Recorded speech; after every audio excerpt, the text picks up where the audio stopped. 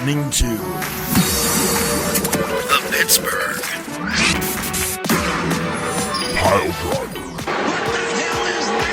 Podcast.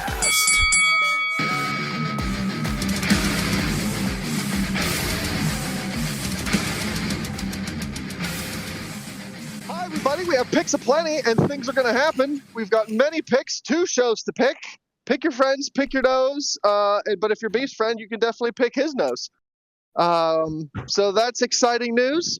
Another piece of exciting news coming up is the Vince McMahon documentary coming out in less than a month on Netflix. Holy crap. I can't wait to see that trash fire. Painted in a good light, a bad light, or an indifferent light. It's going to be fun because it's made by the same people that made Tiger King.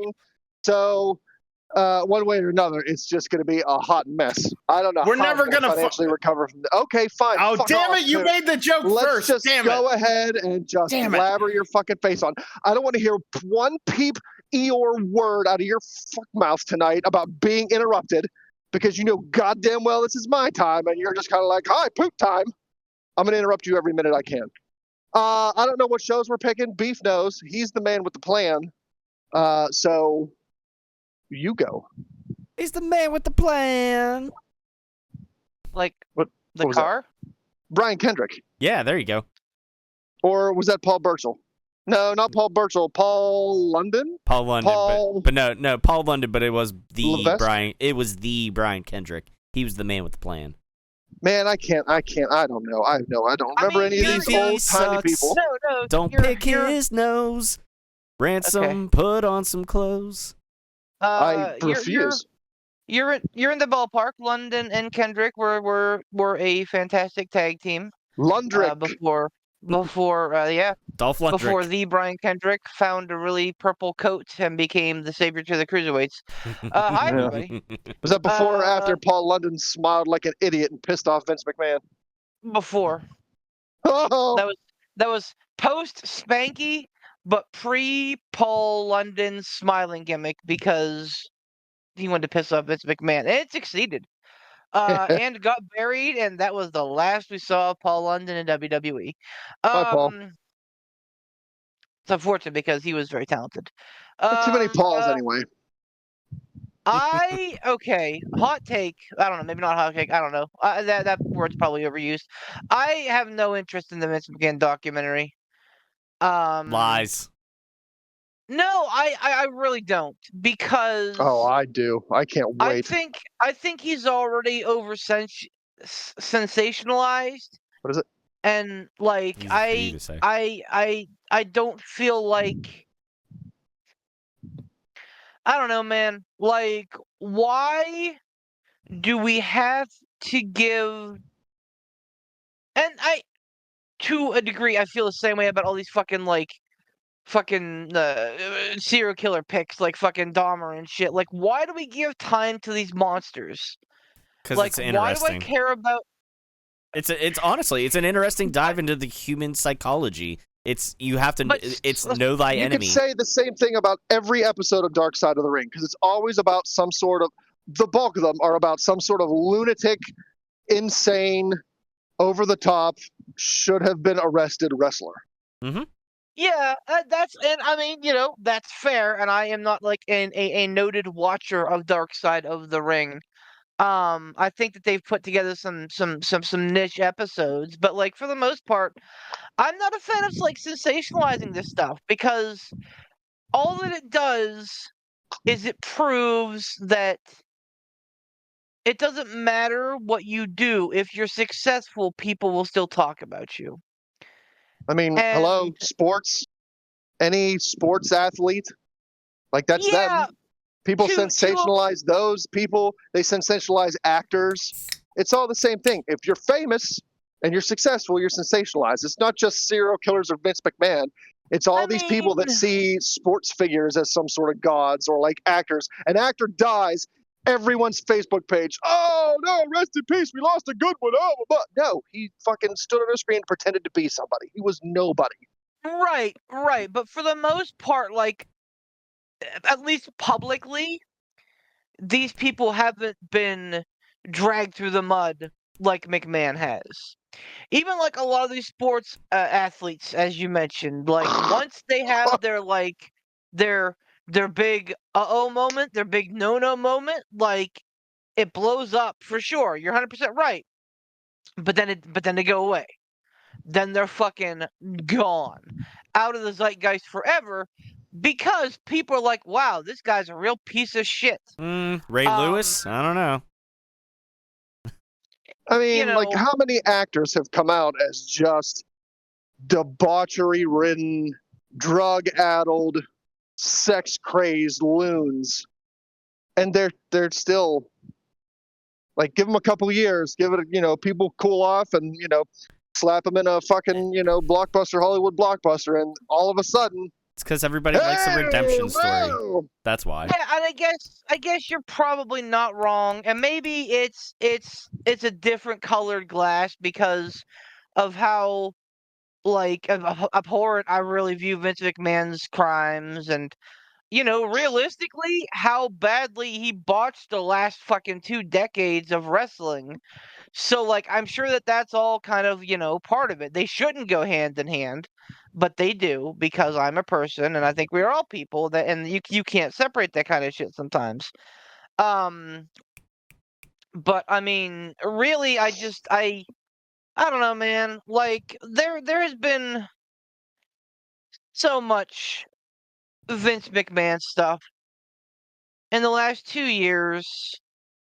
I'm kind of over it. I'm kind of done. Well, good. Then let's get I over it and get on with picks. So here's the thing, though, is that you are submerged in wrestling more than the average Joe. Yeah, Like, this hell, documentary is more than the probably, average wrestling fan, honestly. So yeah, this documentary is going to be watched by people who know all about Vince McMahon, know somewhat about Vince McMahon, know all about wrestling, know somewhat about wrestling, and people are probably going to watch this that don't know anything about wrestling because it's going to pop up in Netflix as here's a recommended thing or here's what's hot on Netflix, from the people that made Tiger King. And there are people that are going to have watched Tiger King that know nothing about wrestling and go, oh, the people that made Tiger King, which I found to be very entertaining, made this docuseries. I'm going to watch this. This McMahon thing is different because it's not just for people who watch wrestling. Like, it's going to be a Tiger King-esque documentary or docuseries. I don't know which one it's going to be, but it's going to be for everybody. And I'm particularly interested because I'm not so much interested in the interviews that they did with McMahon before he left or wrestlers before he left. I'm very much interested in what the journalists that broke these stories have to say. That's going to pique my interest. I'm still going to want to hear, what Vince McMahon says and what other wrestlers say. I'm sure there's going to be a lot of dick sucking, from wrestlers who were interviewed when McMahon was still in power. But these journalists that broke these stories, what they have to say about him and what the victims told them and all the stuff that they found out that led to Vince McMahon's ousting, that's going to pique my interest because up until now, it's just been what you've read on the internet, people speculating, court documents. Like, there hasn't been really an interview given by the journalist who broke this story and, did firsthand interviews with victims. So I think that's where my main curiosity lies in what they have so to say. let me ask you this: how do we see this panning out? Like, what do you think? How do you think that they're going to treat this? How do you think that they're going to make Vince look at the end of the day?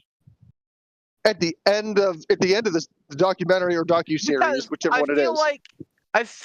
here's the vibe I get, especially since it has McMahon interviews in it, is that it started as one thing, Mm-hmm. and I think it's going to pivot into another. Mm-hmm. And I think making a hairpin turn like that is difficult, even for a documentary. So, I mean, I like, I think think it's you're gonna get a lot of, like, and here's the other part. I think that they probably did some of it prior to the stuff coming out. So, oh yes, yeah. there will be some wrestlers on there who are gonna be praising Vince McMahon Mm-hmm. that's gonna be out of context. 'Cause it's gonna be from before all this shit came to light. Whether or not they knew about it, is forever going to be part of that, you know? But, like, you may have John Cena on there defending Vince or Randy Orton and something, and people, these wrestlers that people hold in high regard, Mm-hmm. and now they're gonna have this shit come out and be twisted against them. So here's my assumption. I assume it's going to be like the rise and fall of Vince McMahon. It's going to be about him building the WWE. You're going to have a smattering of current wrestlers / wrestlers still in the good graces with WWE talking about Vince building the company, making it a global sensation, blah, blah, blah. You're going to have a smattering of wrestlers or personalities that are no longer affiliated with WWE giving their honest opinion. The Vince Russos, the Jim Cornettes, Sure. those people who aren't afraid to give Vince McMahon his props when he deserves it and also cut him to pieces because of stuff they disagree with. Then I'm assuming it's going to play out at the end of the documentary is when the fall of Vince McMahon happens, where the journalists are interviewed about, everything they found out. Here's what's happened to him. Here's where he stands right now. Are there court cases pending? We find all that out. And here's my opinion, I guess, on the wrestlers that are praising him. They can praise him about what he did to build the company. That's what he did to build the company and what he did in his personal life are two vastly different things. And I don't think it damages any current wrestler, Randy Orton, John Cena, whoever, that talks about all the things that he did to make wrestling mainstream and to make WWE the powerhouse that it is. I haven't seen anybody defend him since it happened. If they do, well, that's their grave to dig, I guess. So If you let me want to ask be. you, let me give you a scenario. What if, like, a piece like this comes out about, say, Chris Benoit, Mhm.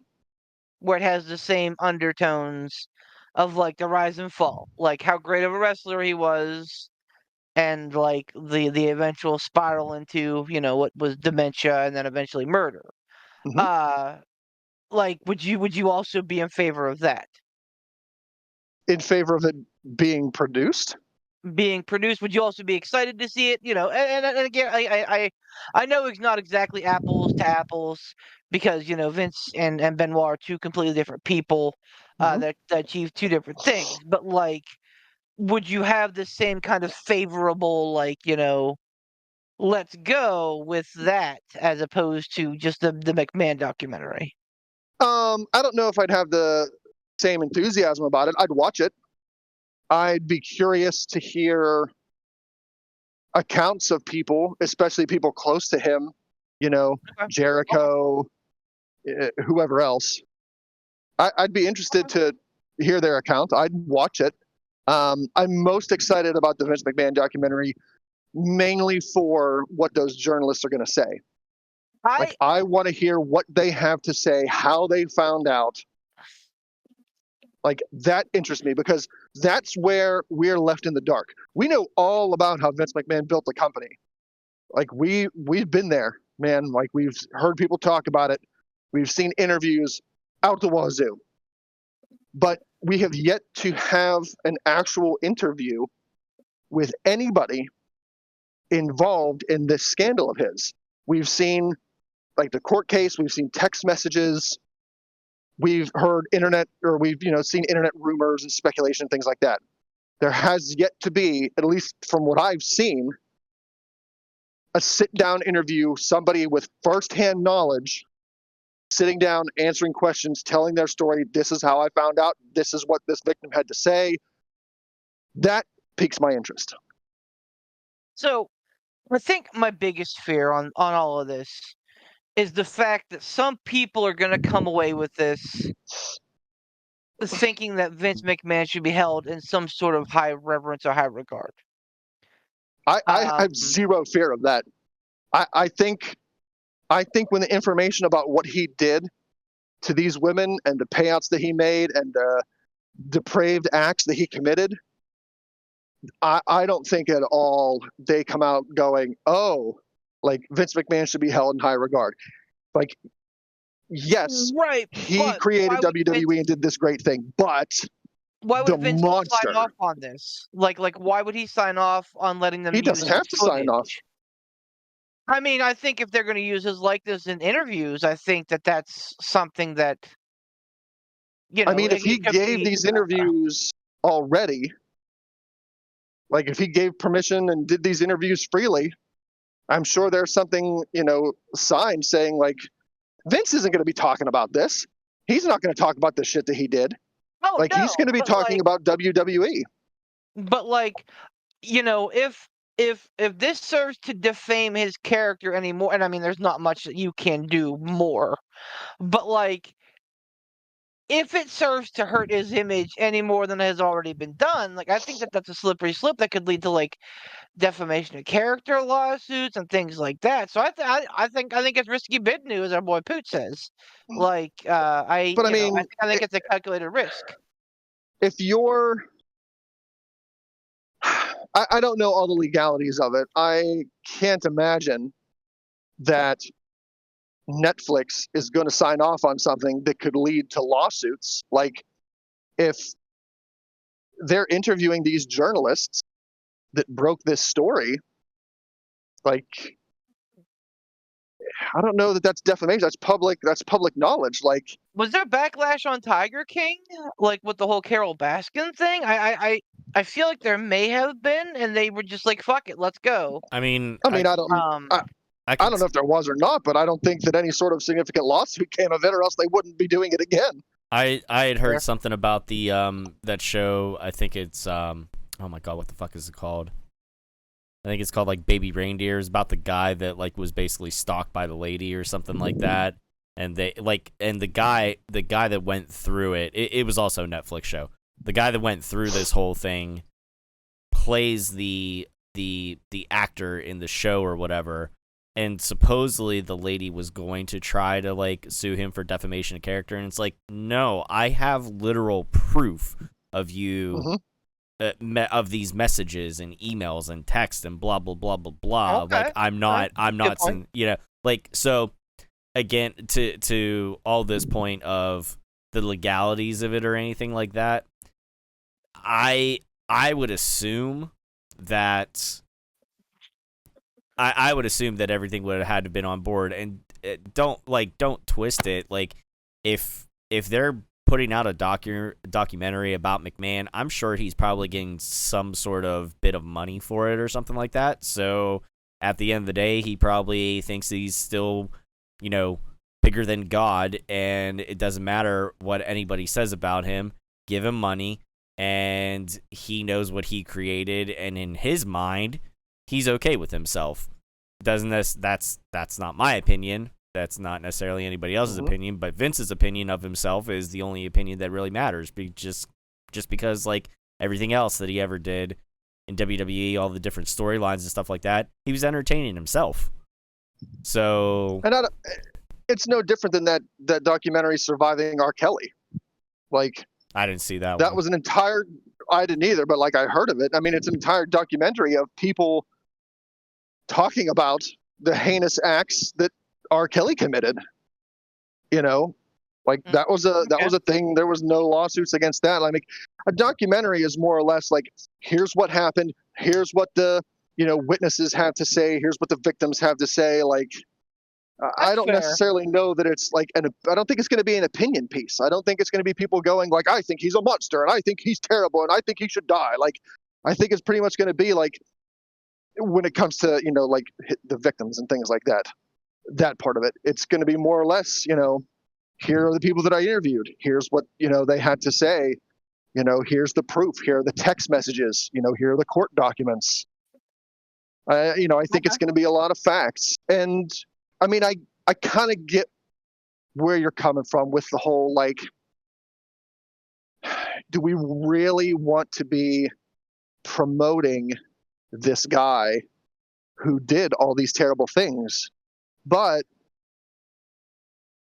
I think it sheds light on the monster that he is, because I would hedge a bet that there is a decent amount of people that don't know who Vince McMahon is or don't know what he did. Like, people that don't follow wrestling probably don't know all of the That's fair. accusations that are levied against him with these women and these cover-ups and the hush money. To your point, Ransom, I was listening to the Office Ladies podcast, and Jenna Fisher was talking about how she, wherever they were in their new studios where they're recording their podcast, she ran into like this French family, and it's kind of like a touristy part of town, and she's like, oh, are you lost? Do you need any help finding anything? And she more or less, they didn't recognize her. And she literally Googled herself to show them, like, here's who I am. Have you ever heard of The Office or anything? They had no clue. And which is hard to believe, because you had the UK version, the original Office, and then the American adapted Office, which obviously, is what it is, the cultural phenomenon. But there were still people that didn't know what it was. So it's not entirely out of the realm of possibility that somebody might not know who Vince McMahon is.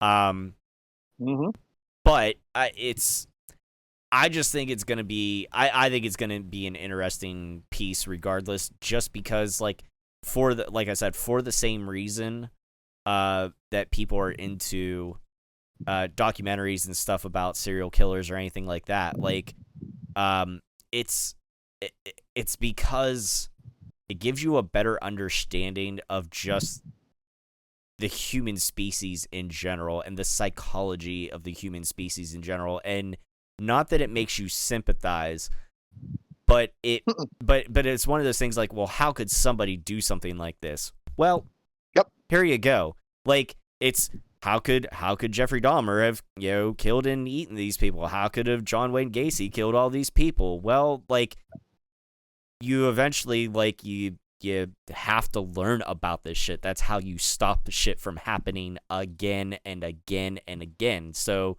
yeah, you know what I mean? So, like, same with Hitler. Like, how many documentaries are out there about Adolf Hitler? Like, arguably one of the worst mass murderers that has ever existed. And there are documentaries out the wazoo about this guy. And, I think it's, like you said, Tom, I think it's important to shed light on this, to show people how someone like Vince can be such a chameleon.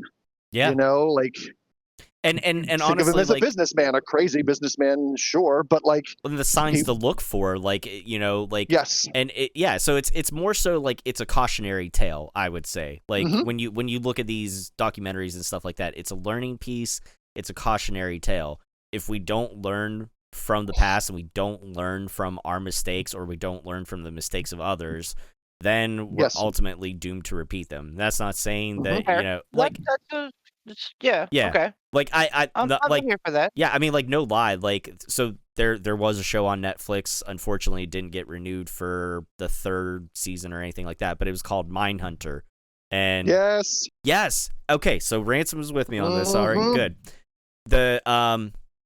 it was a great show, and it was about like when the FBI started interviewing and really like how they started coining the term like serial killer and stuff like that, and kind of like how they started going about like when they would go start interviewing the people like Ed Kemper and Manson and stuff like that, and the things they were learning from these people, and like how they learned to understand the psychology of a serial killer. Exactly, so they could learn how to identify and stop them in the future. So I would say for anybody that's apprehensive about, if anybody is apprehensive about watching this for one reason or another, I'd say go into it as a learning piece. I'd say go into it as a cautionary tale, because, you know, who knows? You find yourself in a company or something where you somehow cross paths with some head honcho or something like that, and you see these behaviors, and you could identify this stuff and from happening and stop it from happening to somebody else. Who knows? You never know. It's a shot in the dark, but hey, I mean, any information is better than no information. You know what I mean? And I absolutely reserve the right to. I want to get Pete on in here because the windbags have been going here for a while, and I think Poot has a lot of informed opinions. What's your take on this, Pooterino? I like Schadenfreude, so anything that's like cringy when it comes to like real life documentary stuff on terrible fucking abysmal miserable wastes of carbon like Vince McMahon, I'm here for it. Mindhunter was fantastic.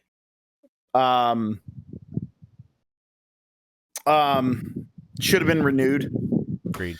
I very much enjoyed the Dahmer documentary or whatever the show was. It wasn't really a documentary. It was like, hyper realized or whatever the fuck like you want to call it. Retelling, maybe. It's a retelling. Yeah, it's a very, very, like over the top retelling and a very colorful, characterized kind of thing. I am like Beef had mentioned earlier, going back to it. I am a huge fan of Dark Side of the Ring. I find it interesting because, there's a lot of people, myself included, that like, when they watch wrestling, it's escapism. And you look at these people and you see these, back in the 90s and the 2000s, you see these larger than life personalities coming out, and it's part of the show and everything. And, you don't really think about like the actual people in their day-to-day lives or what they do on the road or anything like that. You think of them as these big, characters that, we all ran around in our DX shirts or Stone Cold shirts or NWO shirts, and we were, crotch chopping and too sweeting all over the place. And, so to be older and to be able to look back, not through rose-colored lenses and see what it was like, that's why I love, Mark Calloway's podcast and his appearances and hearing stories. And, a lot of these wrestlers that are still kicking and are still cognitive and able to like talk about this stuff, they tell so many stories on the road that make you go like, Jesus Christ, these guys were monsters occasionally.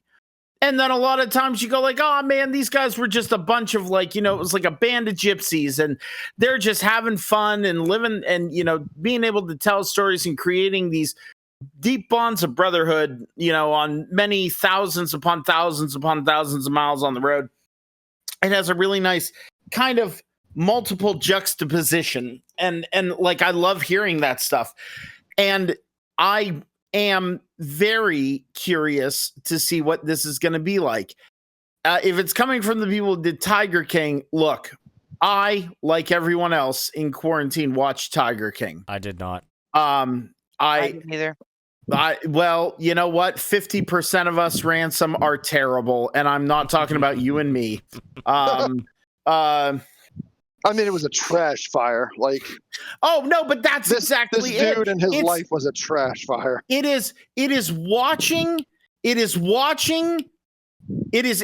things. It is Schadenfreude to the absolute nth degree where you take so much pleasure in watching this fucking absolute cataclysmically bad train wreck. And you go, oh, this is so horrible. This is awful. What the fuck is this going on? This is terrible. Give me more. You know, it's just there. That's how it is. That's how Tiger King was. Exactly. It is exactly what it was. I still, to this day, I went grocery shopping on Sunday and I got to my car and was loading up, you know, the groceries I had, and I thought to myself, I'm never going to financially recover from this. Like it's just, it has, you know, I think that the Tiger King, the eponymous Tiger King, is a trash human being. I think that he doesn't deserve that thought and stuff. But man, it was a great story because it also puts a lot in perspective. And I think we all needed this in quarantine on some level or way, shape, or form, where you could look at yourself and go, you know what? Things are not great for me, but I'm not that. At least I'm not that bad. At least I'm not that fucking guy. And or these fucking people. Carol Baskin, that bitch included. Like, I you know, but that's the thing. I can't wait to see this because I want a visceral, deep dive, pulling back the curtain to the furthest it's ever been pulled back on this master stroke of an abysmal human being. I want to hear it. I want to see it. I want to know it, because I feel like, in my opinion, not only is it just, you know, making me sit here and go num num num num num num num num num. I love tragedy, num num num num num. But it's also going, this needs to be done. This needs to be told. These things need to be heard, because you cannot, there is a certain point where you have to be able to separate the art from the artist. Yes. But there is a line where you cannot do that anymore. There just is. Right. And it could be different for everybody. You know what I mean? The best example of that argument is Michael Jackson. And everybody has their opinion on that. Can you separate the art from the artist? And even to a much lesser extent, Prince was another one. Can you separate the art from the artist? Now, in this case, if you say, yes, I can separate the art from the fucking artist when it comes to Vince McMahon, then you effectively... But if you turn around and you say to yourself, well, I can't separate the art from the artist from Chris Benoit, you are a problem, because they are equally or less than or greater to whatever it may be. They are on the same fucking plane of existence of horrid. Vince, if you have never heard of the podcast Behind the Bastards is a podcast where they go through history of all sorts and they find absolutely shitty human beings and do a deep dive on the history of them. And most episodes, like on Mussolini and Adolf Hitler and people of this ilk, most episodes are like 3, at the most, maybe 4 episodes. Vince McMahon, they did a series of episodes on Vince McMahon. They didn't even touch on everything, and he had 6 episodes. Yep. 6. It is 6 episodes, and they are lengthy fucking podcasts. Is it the part where I can tell you guys that I think that Kevin Sullivan murdered Chris Benoit's family? I understand that hot take. I know that hot take. I joke. I don't. The man just passed beef. He's not even cold in the ground yet. I understand. There are fucking believers. No, I know that. I'm aware. That will tell you, and I mean, there is some evidence. Not God, here we go. great, but like Get your tinfoil I'm out. saying, The frogs were gay I'm from the just start. I saying. know. I I'm just understand the saying, frogs were gay from the Wolverines were start. gay from the start. Fuck Michigan. Go ahead, Poot. Sorry. Listen, my point with this is, and you can sit there and you can bring that kind of stuff up. You can sit there and you can, whatever it may be Sorry, yuck, I don't with that. But again, I understand what you were doing there. I get it. But like my point with this is that you cannot sit there and anyone who is a Vince McMahon defender and say, yeah, he did these horrible, and lecherous isn't even a strong enough word. Epicurean level things that he did. You can sit here and say that, but then if you turn around and say, but he did a lot of shit for wrestling, fine. If Vince McMahon didn't exist, I truly don't believe pro wrestling would be dead. I feel like it would just be a little. It'd be like the circus. I agree, but there would still be people, and I'm not saying now. I don't want this taken out of context that I'm saying that the man would have been able to do it. But the thing is, Vince McMahon, fight me, is not one of a kind. He took that mind, that vision, that idea, that work ethic, those things. Sure, Vince McMahon did that for pro wrestling, but to say that he is one of a kind, never to be replicated with his work ethic or anything like that, or any of his vision or entertainment or etc., that is patently false, because there would have been someone who came along and did something for pro wrestling. They would have seen the ability, the gold mine. Would it be the global force that it is? Probably not, but it still would have been a form of entertainment. And I think it would be a little more, it would be underground. It would be more carny, as we like to say. It'd be far more carny. Thank you. It would be, it would be things like that, but it would still exist. And I think that like it would catch on and it would become something more, not where it is now. I think, I will finish my tirade with this, because whenever you guys brought me in, you were like, hey, I want to hear, or Beef said, I want to hear from Poot. I honestly thought it was going to be like, you said it all. You guys said it all. My final point on this is, when you go into watching this, don't go into it going, oh, I want to hear what Vince McMahon was like, and then go, yeah, but that man did so much for pro wrestling. Go into it going, this man, while he was creating your childhood or whatever, what was the truest version of a wolf in sheep's clothing. This man is a monster of the highest order, and it does not matter what he did for a sport where men put on underwear and pretend to beat each other up. I want you to remember that. Vince McMahon is a fucking horrible, lecherous, degenerate, scum of the earth monster. Remember that. But also enjoy it. I mean, it's on Netflix and they're going to do a great job. I think it's important to like really kind of understand, like you said there, Poot, separating the human being from the artist. Or the art from the artist, yeah. Yeah, like, you know, I just, like, I don't know anybody that would be watching an old WWE or WCW pay-per-view and a Chris Benoit match comes on and they go, nope, done. Cut it off. I'm going to go do something else. Like Chris Benoit. I still watch Benoit's matches and go, wow. Well, exactly. Because, you know, it's like, just like you said with Michael Jackson. Like, who is going to... You know, football's another great one where you have a bunch of fucking crooked ass...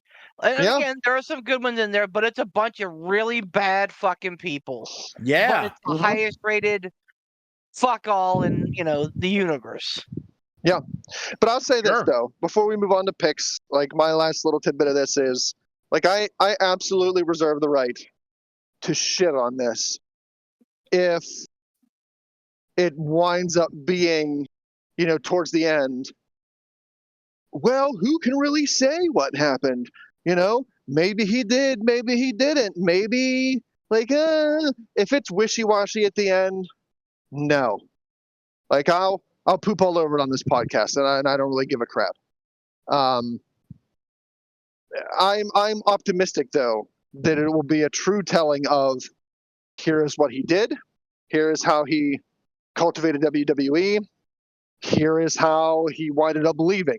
This is why he winded up leaving. This is why he was forced out.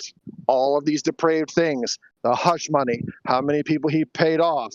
Here are text like I don't see a world in where they make this documentary and they don't talk about or show the text message transcripts that wound up in that court case, in those court documents. Oh, I could see it Like, I don't- happening. Honestly. I'd be shocked. I'd be shocked if they didn't touch on it, bring it up, allude to it, report about it. Shocked. They have to. Because that's public record. Absolutely. They have to. Like, there's no defamation at that point because that's public record. It's entered into the public record in the court documents, those text message screenshots. So just looking at the poster, like it's very clear that they're Oh going my. to like lean into that. So like yes. yeah. And again, I think this shines a mainstream light on it that maybe not a lot of people know. Like, you ask my parents who Vince McMahon is, they might know that he's the WWE guy. Yep. But you ask them, like, hey, he's not involved in WWE anymore. You know why? Not a clue. They don't know. But they watch Sure. Netflix, and they will, chances are they might be scrolling across Netflix and go like, oh, Vince McMahon, wrestling. Like, I've heard of him. Let me see what this is about. It's been made by the people that made Tiger King. That was super popular. Let me see what this is all about. So I think it might help to bring more mainstream light on what he did to people that don't know all about Vince McMahon. Just like, I'm sorry, a tangent, but just like the Dark Side of the Ring, the plane ride from hell. Yep. Like, if you didn't watch that, how many people would know what Ric Flair did on that plane? I'm willing to bet the multitude of people that aren't diehard wrestling fans that know of Ric Flair because of how popular he was in the 80s and 90s have no idea about that story at all. Sure. So, I don't know. I'm hopeful that at the end of this, it shows Vince McMahon for what he is and why he was forced out. I think my biggest problem with all of this is that I have a very I don't know, esoteric Ian Malcolm view on all of this. I don't really respect You what gotta Vince talk to me like McMahon I'm a did. 5-year-old. I don't understand what that means. That's fair. I'm getting there. I don't necessarily respect what Vince McMahon did. I think he stood on the shoulders of giants and created Jurassic Park, based on what everybody else had done. Did he revolutionize the sport? Mm-hmm. He also cut the legs out from under several dozen promoters around the country and worldwide. Let's not forget or forgive what he did to the European wrestling scene to create NXT UK, only to shit can that within 4 years. Not even. So I think and soapbox moment, his fucking famous work ethic of 100-hour work weeks and 3 hours of sleep, that can fucking walk, man. That can fucking walk. That's stupid and I fucking hate it. So I I don't think he was a genius. I don't think he was particularly special. I think he was shrewd. I think he's one of the best businessmen of all time. I think he's particularly shrewd and vile enough to do what needed to be done. And I don't think, and this is fucking weird to say, that like I don't think a lot of other wrestling promoters were willing to go to the depths that he did to make that shit work. So to me, like I don't see him as like a mastermind of anything other than a way to fuck over the people that helped him get to where he was. Here's two quick hot takes on what you just said. One, I hear what you're saying about like the 3 hours of sleep and the 100-hour work weeks, but to kind of like counterpoint that, that's why he's a billionaire and we're not. And two, and this is where I think, you know, there might be some pushback. I am not entirely convinced that if it had not been for Vince McMahon doing what he did to create the WWE, that we would be on a wrestling podcast talking about wrestling on a somewhat weekly basis. Wrestling would still be a thing. I agree with Poot. Wrestling would still be a thing. I don't think we're on this podcast talking about wrestling as much as we are if it wasn't for Vince McMahon. I think we'd be off the curve by about 20, 30 years. So like right now in 2024, I think we'd be seeing like the Attitude Era boom. Maybe. Because who's to say though? Like, if it not for Vince McMahon, do you think Tony Khan would be this interested in wrestling? Do you think Ted Turner would have been that interested in wrestling? Yeah, I don't know. Ted Turner was interested in wrestling before Vince McMahon. Paul Heyman was interested in wrestling before Vince McMahon. There are these, and I'm not saying that Ted Turner is a great wrestling mind, but there are like these other great wrestling minds. Yes, Tony Khan absolutely. Like if you remove Vince McMahon from this timeline, does Tony Khan exist? Probably not. But I think that there are other people along the way who would be. So yeah, I mean, and that's the thing, man. Like people have figured out a way to monetize and like strategically sell everything. Hell, not to get on too much of a fucking soapbox, but like look at our current political situation that everybody treats like a fucking sports team anymore, and has nothing to do with the politics. It's about who you're rooting for. So like in 2024, everything has like a brand bend. So like I don't think that they're, you know, it may have been Ted Turner. Like now, does that mean, you know, WCW being the thing, being the Fed, you know, how does that break? Yeah, pretty fucking weird, right? And I mean, you know, that's a great debate for a later time. Like, you know, what kind of ripples does that have? I agree. Like right now, you're probably 100% correct. Without Vince McMahon's involvement in wrestling, we probably would not be having this podcast at the time. I just think that we'd, you know, again, I think we'd be probably about 20, maybe 30 years behind where we are now. It would just now be getting big without Vince's, you know, involvement. All right. That was a great discussion, gentlemen. And I'm proud of everybody for coming prepared mentally and intellectually. Speaking of coming prepared for intellectual and mental things, here are some picks. Nope. Not me. Not me. Nope. So, well, it's just me. let's run it. Help me, Beefy-Wan Kenobi. You're my only hope. Now I know that we do a lot better with WWF, the WWE pick. Whoa, Freudian yeah, slip. All this talk about Vince McMahon got me like, you know, looking in other timelines. Fed throwback. The timestone has to go back to the exact point where it was taken. So like I think we all as a Beautiful. whole, I didn't do that one. Nope, that wasn't funds in my pocket. I don't know who would have done that. I know who did it. I think that we have Chelsea Green. That's who did it. I didn't do that one. I didn't do that. All right, I'm done. Anyway, go on, Beef. Sorry. All I'm trying to say is I think that the winning percentages on WWE shows are much greater than those on AEW shows, at least from this esteemed panel. We'll run we'll run it real quick here. So the champ's back on top. Oh God! For by one fucking point. One fucking point. Yeah, because I'm an idiot, and I'm like, I'm gonna put 5 points on a fucking battle royal gauntlet. Herdy-der. I'm an You idiot. failed. Anyway, I did. You had one I job, failed. Beef. It was a modest task, and I failed. So anyway, Amber's back at the top at 104. Gosh. But to Poot's point, he and I are right behind at 103.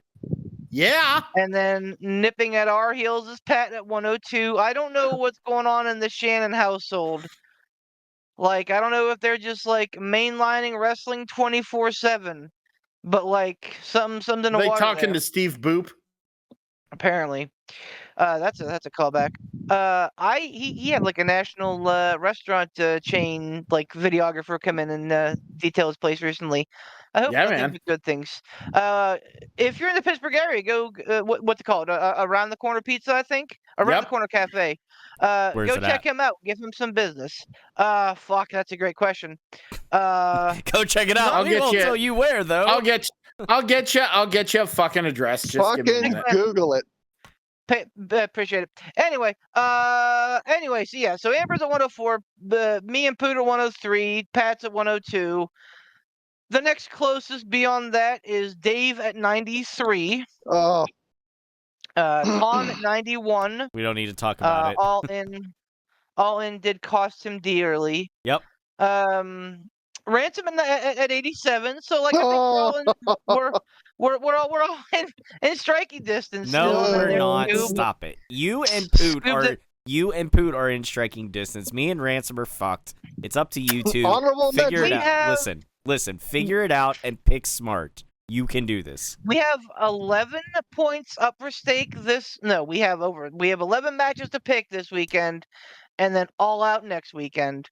We have time. I don't think anybody's out of it at this point except for Scoob, who unfortunately had returned to form after all the praising I gave him of being right there in the Lad podcast. Oh, Out of a possible, I didn't do the actual like how many points were at stake at all in. It was over 50.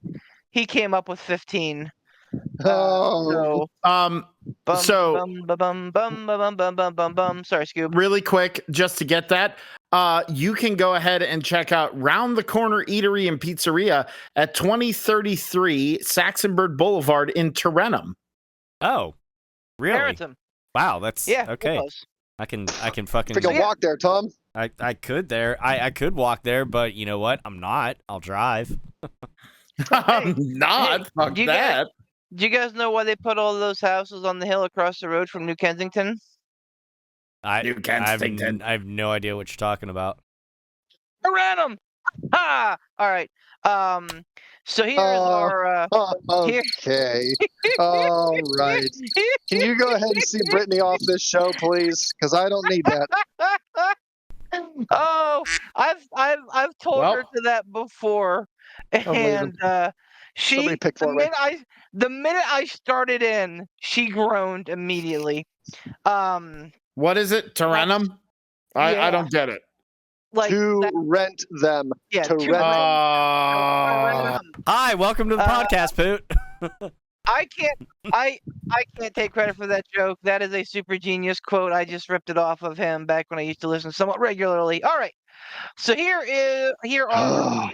We're gonna do one at a time because I can barely keep you guys on the track. Yes, please. Whoa. Don't you guys. You mean you guy. Let's be honest. Yeah, hi, I'm the problem. It's me. Thank you, T Swifty Ransom. We all know who the problem here is. I did not have Ransom busting out a Taylor Swift lyric on my bingo card, but here we go. So, Bash Berlin happens on Saturday at like 1 p.m. I think. Yes, 1 p.m. And it's a pretty good card. Grandstanding for a moment, if you'll abide. Last week's card was a fucking incredible show. I think both of these cards are really good, and I think that fucking All Out is going to be amazing as well. This stretch of wrestling, this 3-week stretch of wrestling, is amazing, and I, just want to draw attention to how lucky we are as wrestling fans. All right, Batch of Berlin. We got the Unholy Union, Alba Fire and Isla Dawn, who are the current Women's Tag Team Championship champions, defending against Bianca and Jade Cargill. We have the Terror Twins, great name, Damian Priest and Rhea Ripley versus the Judgment Day, represented by, no surprise, Dirty Dom and Liv Morgan. CM Punk against Drew McIntyre in a strap match. Cody Rhodes defends the WWE title against Kevin Owens. And Gunther defends the World Heavyweight Championship against Randy Orton. If Orton wins, he goes to Raw. Gunther goes to SmackDown. Those are your cards. We got 6 points to distribute amongst the card. Nope, 5. 5 points. Sorry, I'm an Math is English guy, hard. not a math guy. It's fine. It's Canadian. fine. I corrected it. It's 6 points in Canadian. That's where he screwed up. 5 Sorry. American, 6 in Canadian. 12 points, Chris Jericho. Poot, who do you want to start? Oh, it's my pick. Pick me. Pick me. I'm gonna go. Well, you know what? I like that recommendation. I especially like hubris. So, Tom, you go ahead and start. Pass. Jeez. 12 points, Chris Jericho. I Yes, especially Ransom. like hubris. Go ahead, Tom. You've been tapped. I'm sorry. You need to know what match we're picking. Yeah. We're going to start with the Unholy Union defending against Bianca Belair and Jade Cargill. Of course we would. It's my 1-pointer match anyways. I don't know. Fuck. 1 point on Bianca and Jade, because I don't know why the fuck they lost these titles in the first place. So, reasons. Because they were in Scotland, and Alba Fire had just lost her mother. I thought that was Kaylee Ray that. Yeah, Kaylee Ray is Alba Fire. Yeah. Sorry. Wow. Jesus Christ. Yeah. It's all good, There you man. go. It's one of those nights. This is why you're at the top of the pack right now, and I'm not. Don't you put that evil in my house, Ricky Bobby. This is as close to a pick'em as you're gonna get this weekend. There are good arguments for both of these teams. I'm picking the Unholy Union for 1 point. I think that they've kind of stirred up enough trouble on the roster that, I think that they still got some staying power. I like this tag team. Not to say that I don't like Bianca and Jade, but I think at some point you have to start leaning into what Jade does really well, which ain't wrestling. It's being a heel and being a cocky, smart-ass heel. And I think that she has to turn on Bianca to do so. I think that they really want to do the Bianca and Jade thing, and I think that this is a great time to kick that off. So I think that we get the start of some friction here. Maybe not a full turn, but I think that we start seeing some friction. That said, I'm taking the Unholy Union with 1 point. Poot. I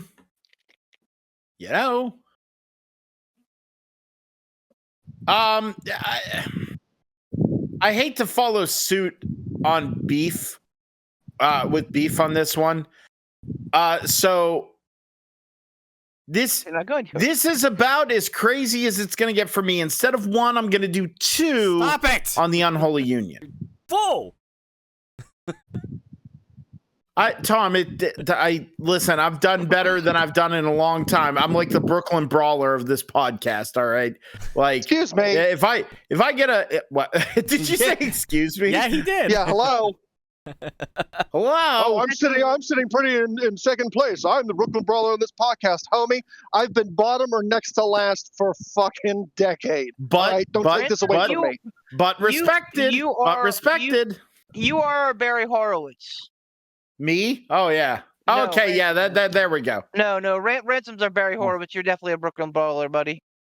Oh, okay. Well, Poot goes, I'm upset. Ransom, who you got? I think this might be.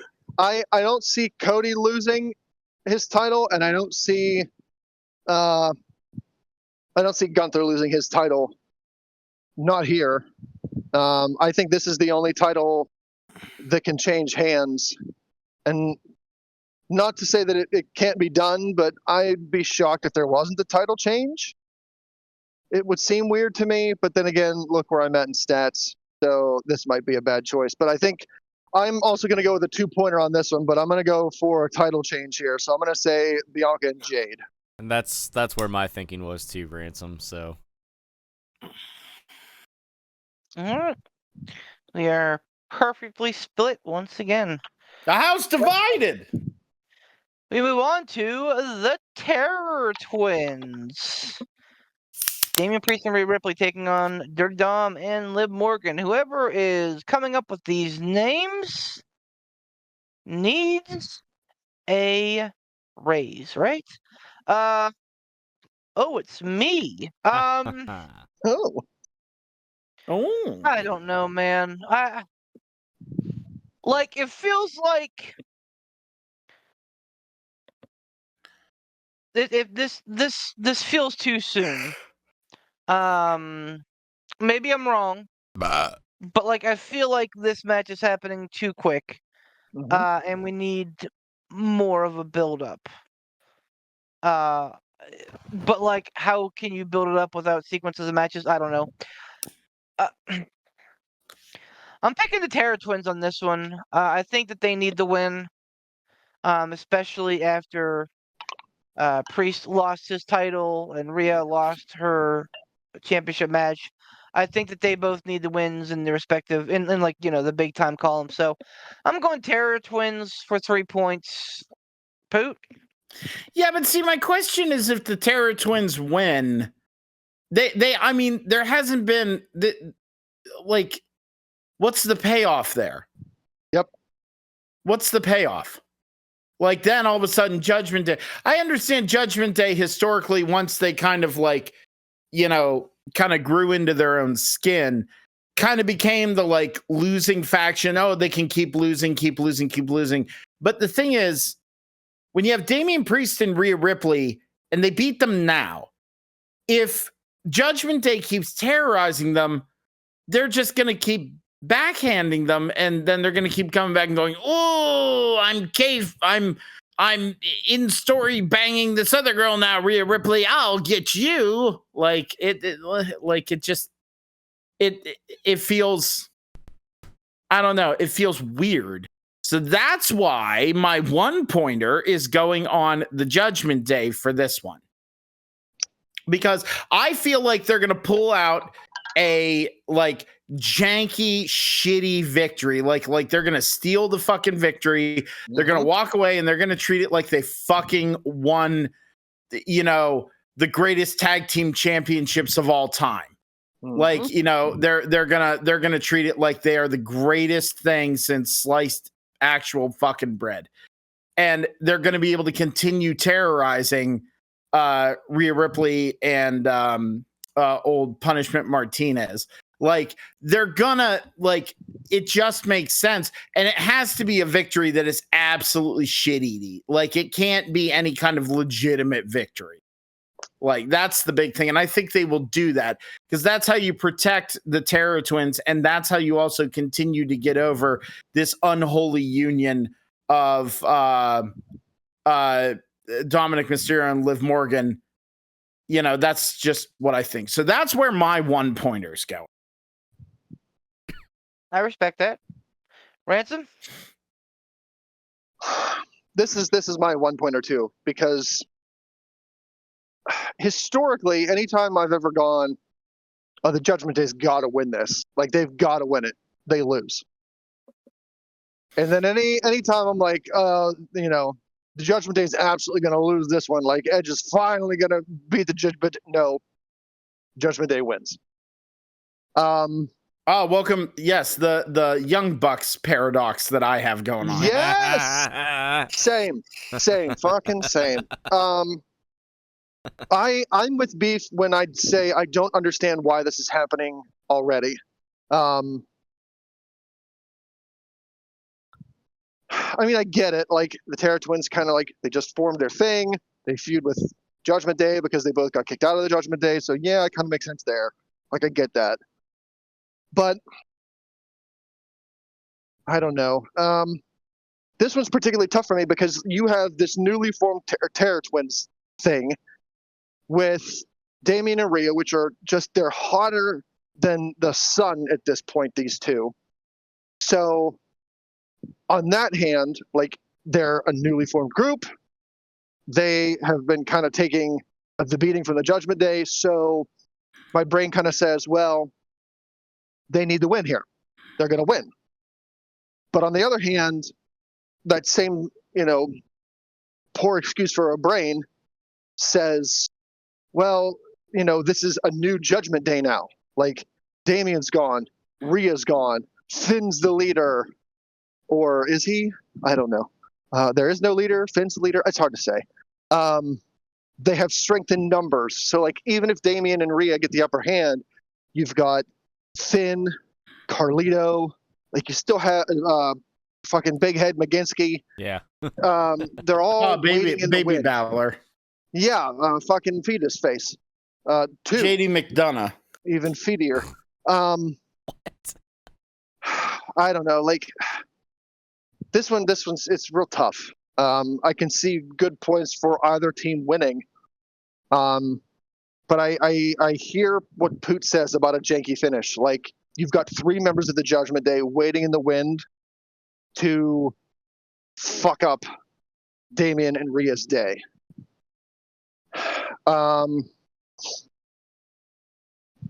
Oof. Unless the only thing that kind of throws a wrench in my thinking here is if Carlito winds up joining Damien. Like, because they're both Puerto Rican, right? Yes. Yeah. Crickets. Yes. And, Damien and Carlito always did kind of have like that, fun back and forth in the Judgment Day. So I don't know if maybe they pair up Carlito now with Damien and Rhea. I don't even know if that's the best decision because, you can't call them the Terror Twins if fucking Carlito's there now. And they just came up with this new name of Terror Twins, so why are you going to add somebody else to the mix? So gut instinct says Judgment Day is going to win this. So I'm going to go with that for 1 point. Going with the heels, okay. Tom? Well, I'm also going with the Judgment Day. This is my 2-pointer. For all the reasons that Poot and Ransom were mentioning, I like the biggest part is, what's the payoff? If Damien and Rhea win now, then what's the payoff? Like, the payoff for Rhea, the ultimate payoff for her is eventually getting her title back off of Liv. The payoff for Damien is just running roughshod through everybody and getting to Finn Balor. But that's the thing. He's going to have to run roughshod through, everybody else first. And the numbers game's going to come into play. It's going to be fucky. It's not going to be a clean win. But I think that in losing, Damien and Rhea are already obviously over, so it doesn't matter. A pinfall won't hurt them. I think Damien ends up taking the pinfall, if anything. The only other way that I could see this going is if it just goes to like some sort of like no contest, which worries me. Mm-hmm. But we don't. I would say we don't see a whole lot of that, but we did just see that on Monday Night Raw with Bronson Reed and Braun Strowman. So I don't think that they would do that again this soon. Yeah, so I mean, I'll stick with my 2 points on the Judgment Day. Plus, you gotta book the card out in a good balance. So, if we're opening up with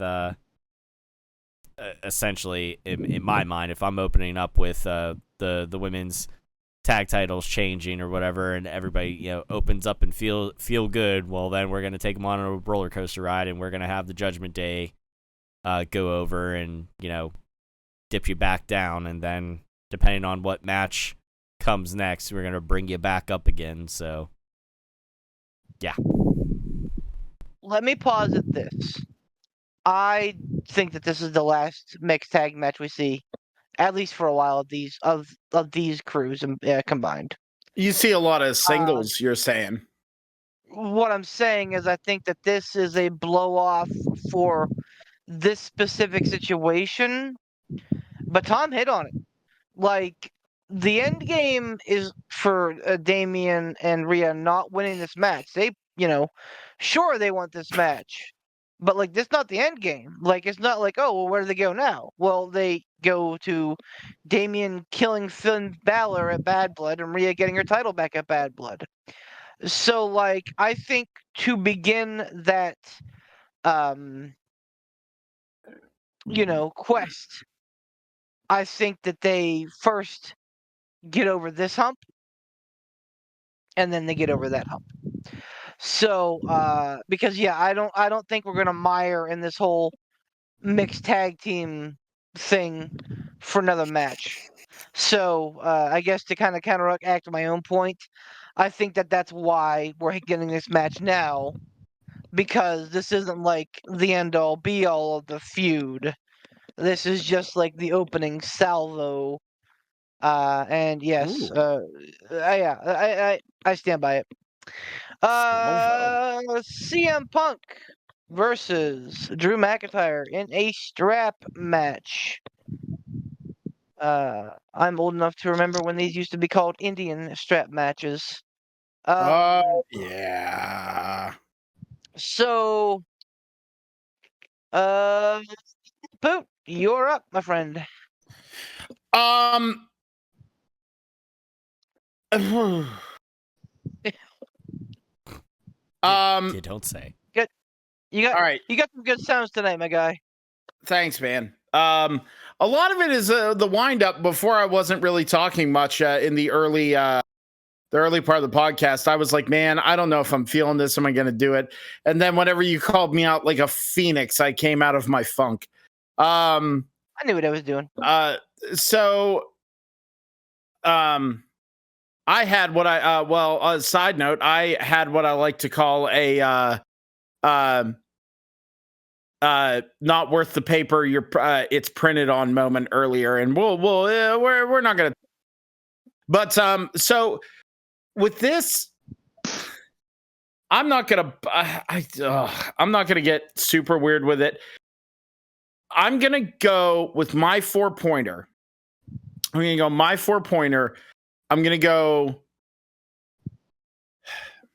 with CM Punk on this one, because I feel like this isn't the payoff to the entire thing. I feel like there are multiple ways they could go with this. Punk is challenging Drew to this strap match, which is a little bit of a callback to the dog collar match. Mm-hmm. And I even thought to myself, I was sitting and thinking, I'm going, man, you know what? What if they have Drew not run roughshod, but win, over Punk, and then Punk doesn't know what else to do here, and he then calls out the dog collar match, and then wins the dog collar match. It like I sat and thought to myself, I'm like, but I feel like Punk needs a win to legitimize himself a little bit. And I know that sounds insane saying that about CM Punk, like, all conjecture and puffery and jokery and everything aside. I really think that Punk needs this win, and I think he's going to barely fucking eke this shit out. I really think it's going to be just a barely a victory, and that still gives Drew, a leg to stand on, saying, that Punk barely beat him. See how worn down and broken he was by the end. It took everything, and he can't do that against. They still have a way to kind of push it forward, if that makes sense. So I'm going to go my 4-pointer on CM Punk for this one. Ransom? When Seth was a special guest referee, did Drew win that one? Yes. Yep. Okay. That Well, was, yeah, so that was SummerSlam. Yeah, all right. So I'm going to do a 3-pointer on Punk because I think this goes the classic. Drew wins, Punk wins, blow-off match for all the marbles. You won one, I won one. Now we're going to really find out what happens. We're going to have I don't know what match they do to finish up this program. But I am banking on a one win, and then here's the third, here's the final, put it to rest. So Punk, 3 points. Tom? I'm also doing Punk for 3 points. And just like Ransom said, you have one win apiece, and you got the rubber match. You could make that a last man standing. You can make that a 2 out of 3 falls. I mean, fuck. If you really wanted to try to do it, you could try to do an Iron Man match. I don't know how well that would work out, translate between the two of them, but who knows? Fucking Punjabi prison match. Let's do it. Yeah, fuck it. Why not? Do one of those. Or you could do like the 3 stages of hell sort of thing, whatever you like, whatever is like the first match. Armageddon Hell in a Cell. I don't know what they call it. I don't know what they call it, but you know what I'm talking about, where they did that with Adam Cole in NXT, where the first match was one thing, the second match was a regular match, and the third match was something else or whatever. I think Hell in a Cell was Triple the third H match. and Shawn Michaels and Benoit have one of those? Triple H and Shawn Yeah, I Michaels don't know definitely about- had one of those for sure. I can't remember when, but I want to say it might have. Was it a SummerSlam at some point? I don't think know. it was That's SummerSlam. after It may have been HBK like came Bad back. Blood. Yep. Yeah, so CM Punk has had 2 televised matches on pay-per-view since his return to WWE, and he's lost them both. I think you had to be fucking crazy to bet against CM Punk here. So naturally, Looking I'm at you, gonna go Amber. CM Punk. With 5 points on Drew I'm going McIntyre. CM Punk here. It just makes sense. That said, you never fucking know, man, because I feel like Punk got dragged through the mud pretty good about his AEW run when he was like, "I'm here to put the young guys over," and proceeded not to really help too many young guys. And yes, I think that his plans were stunted and halted, but I feel like he may have internalized some of that, and may just be there to make people look good now. His career could take it. Fuck it, man. But I mean, I think obviously Punk and Drew are gonna face off at Bad Blood. I think that's why they reintroduced the name of the pay-per-view for that specific reason. And I'll be honest, I think they're gonna have a good old-fashioned steel cage match. All right. Okay. We were talking offline earlier, Tom and I, about Swerve and Hangman in a cage match, and I was like, I don't know, man, feels kind of weak to me. But then it was brought up by other people in that other group that were like, hey, here's the thing, who has done better with steel cage matches over the last 4 years than AEW? And I'm like, that's fair. Triple H loves steel cage matches, so I think that he would love to have his regime be one to kind of bring that back as a really good feud ender. and I think that it would be a classic, a great way to handle that. So yeah, I'm taking Punk, but I'm only putting 2 points on it because you never know. You never know. I'm surprised there's not like Punk for 6 billion dick sucking points. No, man. Like I said, I don't. I had to. I feel I had like to take. I Punk- had to take one dig at your beef. That's fair. No, I do feel like Punk and Danielson have like very similar wavelengths where they probably don't want to win a ton. They're happy to be there. They just want to help where they can. And I think it's people going to them being like, "Hey, you have to win some matches." So I think if we're up to Punk, he'd probably lose this match and like lose the feud with McIntyre. But I digress. Cody has a match at this pay-per-view, Oh, as he had, I think, with all Okay. of the matches all the pay-per-views this year, right? I think Cody's had a match every pay-per-view. I think so. And another title defense, because apparently you can't have your champions wrestle on TV, but you gotta have them at the premium live events. That's why they're premium. Yeah. Yeah. Oh, hell. Yeah. Cody versus Kevin Owens for the undisputed WWE Championship. I mean, Whose pick is it? Whose pick I is think it? it's Hold on. me. It's Ransom's. Me. Yeah, it is Ransom. Good. I don't think Cody loses here. I'd be shocked if he did. I think we have a good chance of seeing a KO heel turn. But I don't think KO takes the title from Cody. I think that's saved for.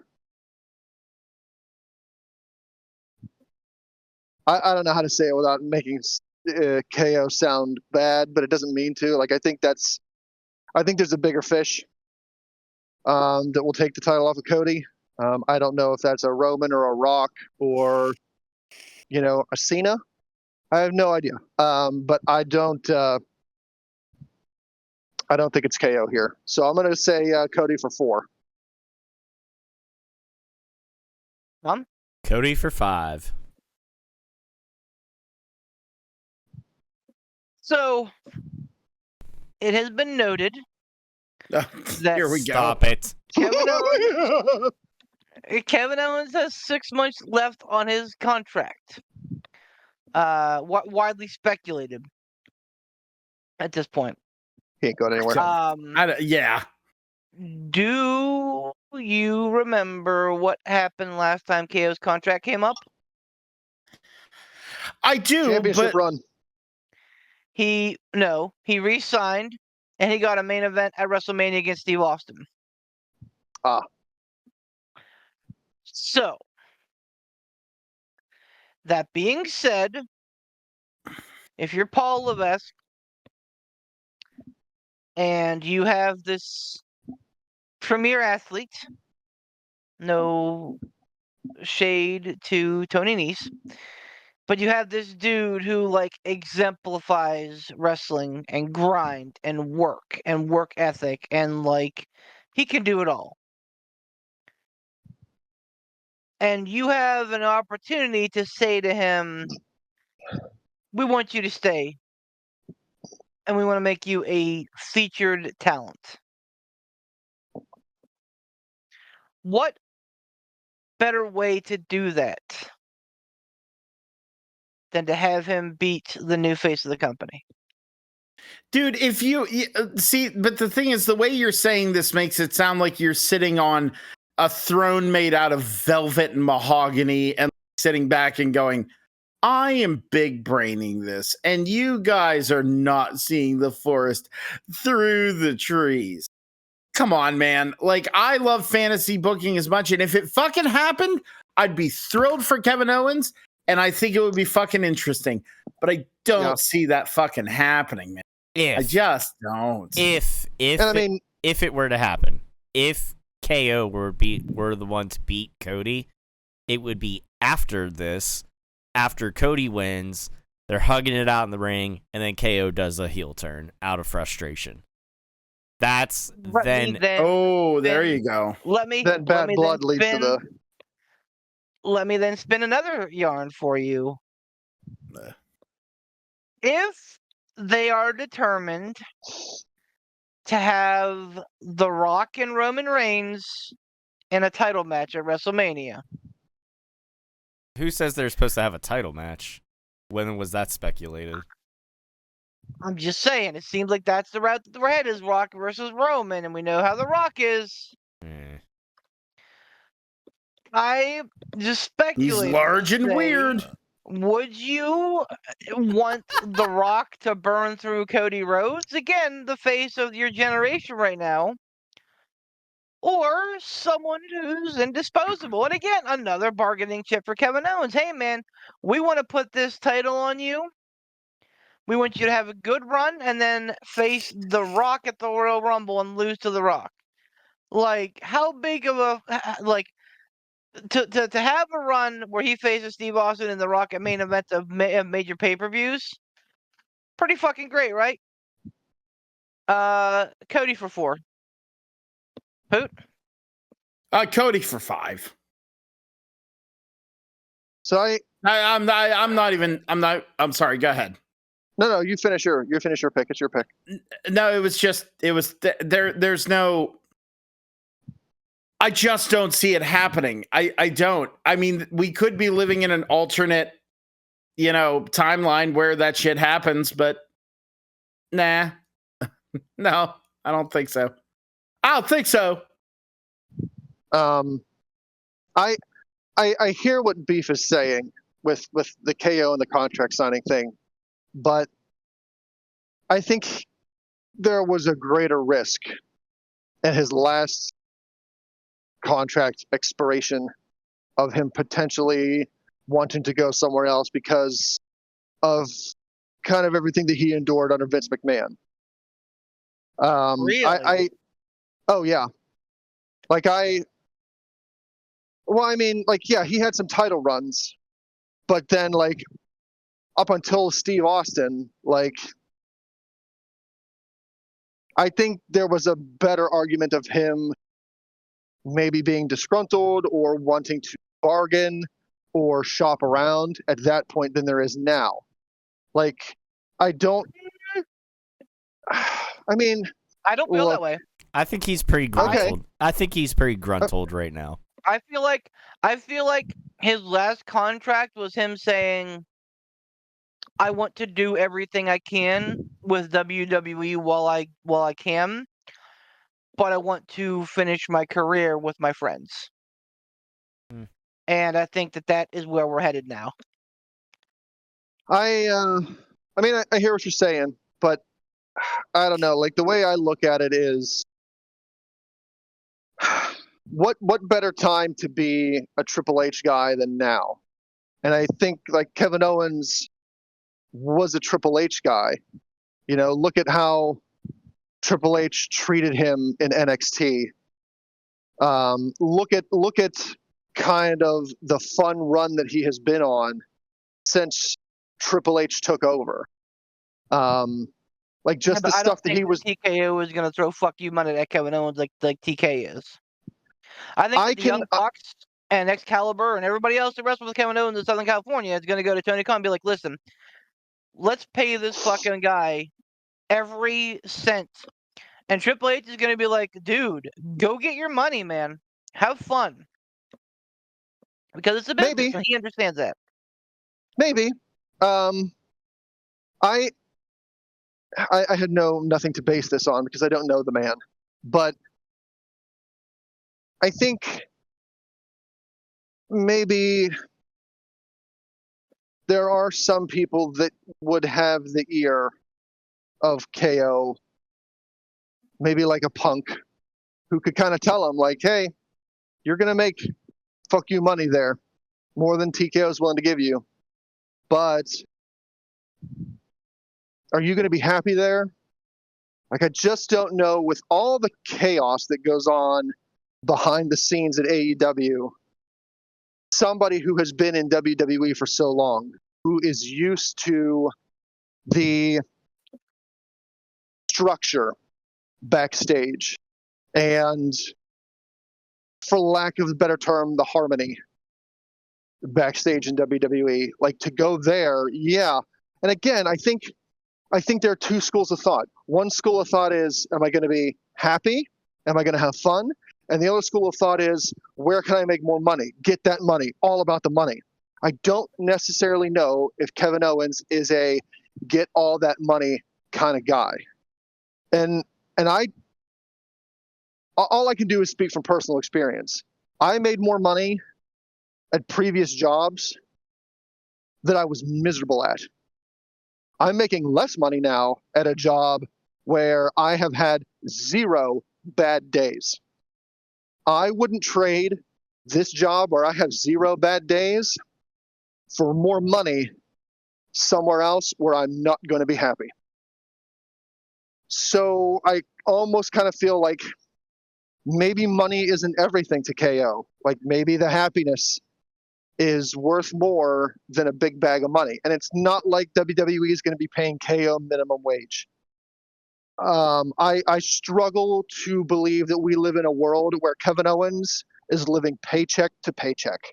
No, he Having has main money. evented in WrestleMania with Steve Austin, you're not living paycheck to paycheck. No, he's probably already made his money. But I'll counter with this and say that he's a de facto elite. Like, I think the only reason he didn't go when the last contract was up because they gave him the Austin match at WrestleMania. Well, to counter that though, like, he doesn't have to win here to end up with the title and facing The Rock at the Royal Rumble. Oh, it's true. Like, he could lose to Cody here. Cody could go to shake his hand, and then we get the heel turn. Then at Bad Blood or at a pay-per-view down the line, Survivor Series, I don't know. That's when we get a heel KO beating Cody Rhodes, winning that title, and then going on to main event the Royal Rumble with The Rock. And listen, man, I was just trying to skew Pete with all that stuff. So like, I don't actually take that seriously that's gonna happen this week. But no, I mean your point's well noted. And we can certainly discuss the Owens contract situation at a later time, closer to the time, because I think that's going to be a very interesting situation. I like how we're just glossing over the fact. I like how we're just glossing over the fact that Beef's just like, yeah, I'm just trying to skew Pewter's all dude. Yeah. Well, yeah, he's the last. Cody too. He's the last person you'd be trying to skew because you need his help as much as he needs yours to beat Amber. Come on, Beef. True. Fucking team mindset. When reportedly does KO's contract expire? 6 like months. What month? Whatever 6 months from this month is. Okay. Math. So there's time. February-ish. And again, there will be a lot of speculation between now and then for sure. But one more thing we got to speculate on: who's going to win the world title match at back at Berlin? Excuse me very much. I'm so sorry. Is there speculation though? Can we all put our last point value on Gunther and call it a night? I mean.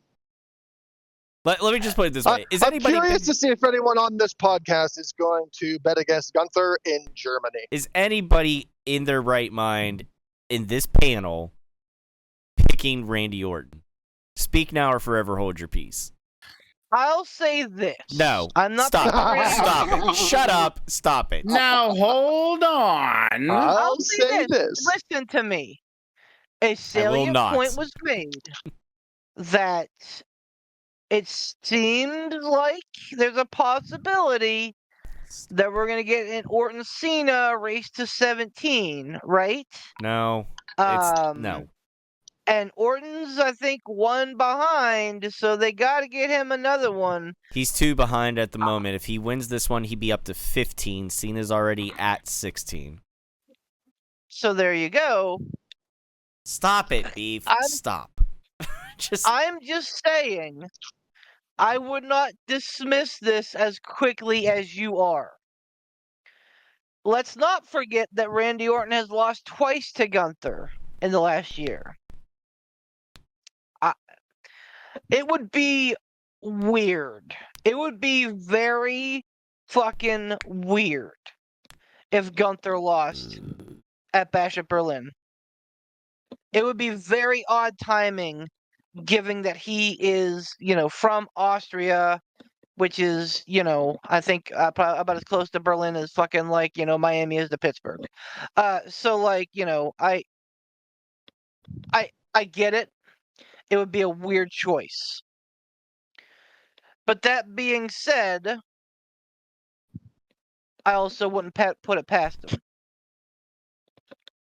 Because again, it depends what your vision is.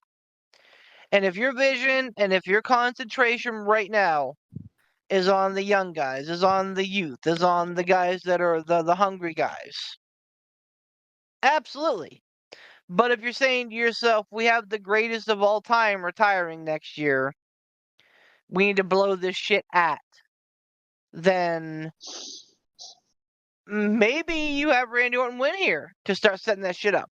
Again, I'm not saying, and again, I'm going Gunther 5 points. I'm not going to lie to you. Because I think that it would be silly of them to do that a month after winning. But I would not. There's always a chance. That said, I'm just going to mark you down for all picking Gunther.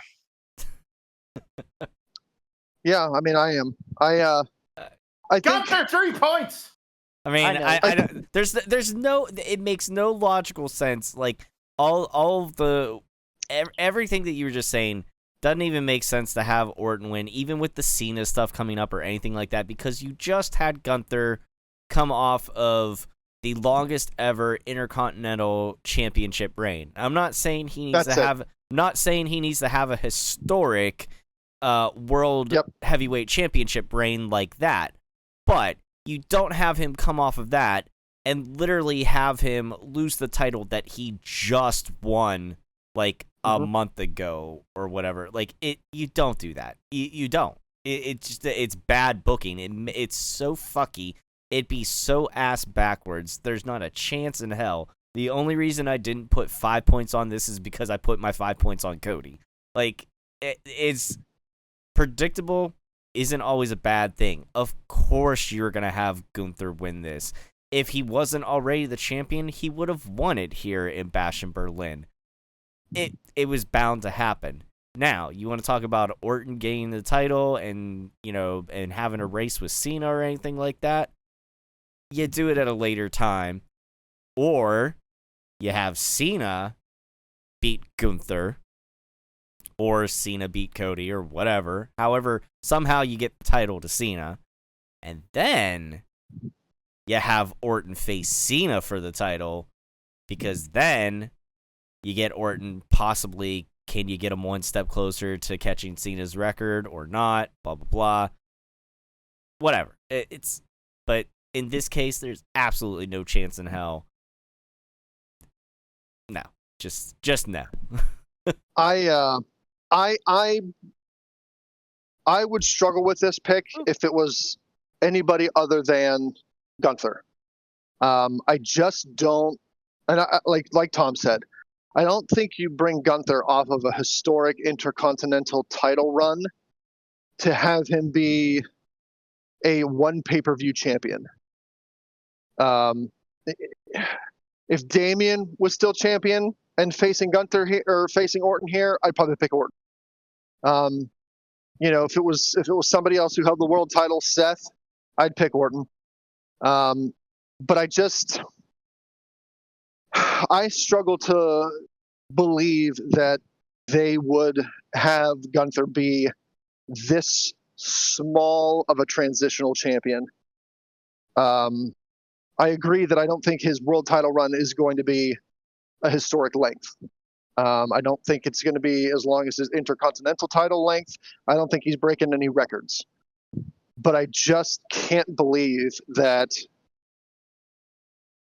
he wins it at one pay-per-view and then the next, barely a month later, he loses. I can't for the life of me see that happening. Would you say that Gunther losing would be from out of nowhere? Shut up. It's enough out of you, though. It would be. Tommaso Ciampa has a better chance of beating Gunther. It would be It would be quite literal character assassination. Yes. If he lost, it would be literal character assassination. That's how you bury somebody. This having Gunther lose to Orton here is how you bury somebody. He goes into mid-card obscurity, having lost to Randy Orton at this pay-per-view. At if such you're a short length and in Germany, fuck no. And if you're sitting there and you're thinking to yourself, well, they could have someone interrupt and then it could start a whole new feud. Why? Oh, there's no feud with very few feuds with Gunther that would be more important than him having that fucking belt. Yeah. I think Orton has a better chance of beating Cody than beating Gunther. Agreed. And I mean, I get it. Like, I wanted to say this at the last pick, but I forgot about it by the time I wanted to say something. Like, it just went out of my head because I'm scatterbrained. But, you know, the face of the company, like Cody, the face of the company, the generational talent, like, yeah. But, like, it wasn't that long ago on this podcast that we were kind of pseudo comparing Cody's run to Hangman Adam Page. Like, yeah, it was great feel good moment, but yeah, he's wrestled at every pay-per-view again, but is he going to be the John Cena, the next John Cena? No, I don't think so. He's the face of the company right now, yeah, but I don't know. Yeah. But Yeah. You know what they say. Yeah. No. Yeah, it's time for Next pay-per-view. Yeah, NXT. Hi, everybody. Baby. Welcome to Picks. Part 2. I think that this is going to be a fun event as well. I think that No Mercy has a lot of good. So we'll run through the matches real quick, like. When does this air? When does No Mercy air? Sunday. night. September 1st. Sunday night. Okay. What time? Is different. it Sunday night at 8? I believe so. Okay. Yep. I wasn't entirely sure. I know it was Sunday. Happy Labor Day. Yep. So we're gonna see Chase U, made up of Andre Chase and Ridge Holland, defend against Nathan Fraser and Axiom. Obafemi defend Obafemi defend the BMF title against Tony D'Angelo. Kalani Jordan defend the NXT North American Women's title against Wendy Chu. Wesley versus Zachary Wentz. Roxanne Perez defends the NXT Women's title against Jada Parker. And Ethan Page defends against Joe Hendry in the NXT title match. Oh. Ransom, who do you want to see start this round of picks? I'll start. I'll bite the bullet. We're going to start with the aforementioned tag team title match, Chase U versus Frazier and Axiom. 6 points on this pay-per-view. I know about as much about NXT as I do AEW, so I don't have any idea here.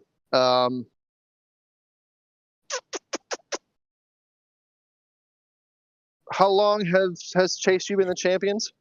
They literally just won them A couple weeks ago. last week. 2 weeks ago, I think. Yeah, you're right. Yeah, 2 weeks ago. Sorry. Yeah, 2 weeks ago, because then last week Axiom and Nathan Frazier came out and wanted a rematch, and they and then it was up to Duke Hudson and the other guy in Chase U. And if Axiom and Frazier beat them, then they got their rematch here at No Mercy. And they did, so they're getting their rematch. All right. Well, I'll say Chase U for 3.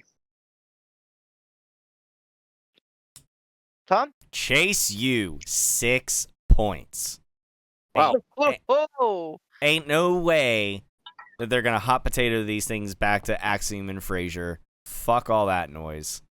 We gotta have a bit of a burn with these things. Yeah, I would be extremely surprised if they hot potatoed these back, and if they did, man, fuck all that. Like that, then what the hell are we doing this for? Would you be extremely surprised to hear that I'm picking Frazier and Axiom? Because I am. Get the fuck. Why? Why? So this whole Ridge Holland thing is sitting in my mouth kind of weird. Before you even continue, I know where you're going with this, but it needs more time. That's all I'm going to say on that. Think Ridge Holland turns on them? Yes. Okay. I think that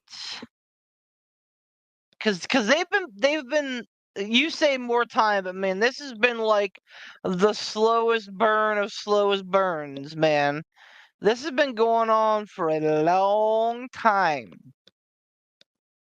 So I think the Ridge turns on Chase here. And I think that because here's the rub, man. Chase U's a great underdog story. But I don't think that they got that heat as champs. So I think we see Ridge Holland turn on Chase U. And I think that Frazier and Axiom get the titles back. I got a weird feeling about this one. So I'm picking Frazier and Axiom for 2 points. Poot? Cool.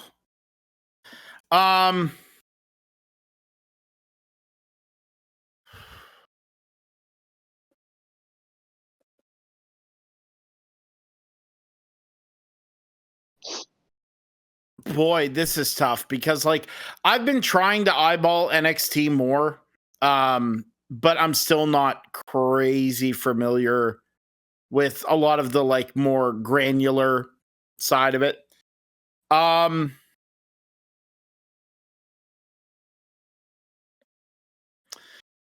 You know what? I'm not going to do this the entire time, but I'm going to follow suit with Beef. I'm also going to say Nathan Frazier and Axiom for 2 points. NXT has more has been known to do to do more kind of I don't want to use the term hot potatoing, but like they do the things where like in bursts it'll like belts will change, like change once, change again, and then maybe change back a third time, but they'll do quick title changes. So this is going to be the one that I'm kind of just going, I don't know. So I'm going to go 2 points, Frazier and Axiom. I'll follow Beef on that one. See, I think you will get a turn from Ridge Holland, but I think it'll be like out of frustration after they lose the titles at some point. I don't think he turns on them and causes them to lose. I think it's I don't know. I think it'd be foolish for them to hot potato them back to Frazier and Axiom right now. It's just I don't know, man. I got a feeling. That's sometimes it comes down to the gut, man. And you're 100% correct. Chase U should have a longer title reign. But again, I don't think the story is in their title reign. I think the story is in the Ridge Holland business. Right, and I think it'll be more of a gut punch too. Like if they have the titles for a little bit, like instead of just winning them and then all of a sudden like, oh, now we get this Ridge Holland heel turn, and then it's like, whoa, Duke Hudson's like, I knew it all along, Mr. Chase, blah. Like I think it'll mean more. Like I want to see more out of it, because I want to see like Thea get closer to Ridge and have her heart absolutely just shattered. Like Well, I think that she's already plenty close. Like she's the one that's been rooting for Ridge the whole time. And I mean, as far as gut punches go, like, yeah, maybe, but maybe it would also be a lot bigger gut punch if they're like, "Hey, we finally won! Oh no, we lost already!" Um, and again, I lost an M&M. There's something tangential to this not tangential, like something superficial that I can't put my finger on and say I got a weird feeling. But I got a weird feeling that something is going to happen with this tag team title match that we're going to see Chase U lose. Again, and I will kind of walk back one point. It may not be Ridge Holland turning on them, but I think that by the end of the match segment, Ridge will have had turn on them. So even if he's not the direct cause, I think that this is the tipping point for Ridge. I'm probably going to end your career, but not in a Brock Lesnar way, Holland. Oh, We're going to move right along to the BMF title of No Mercy, the BMF title of NXT, the NXT North American Championship.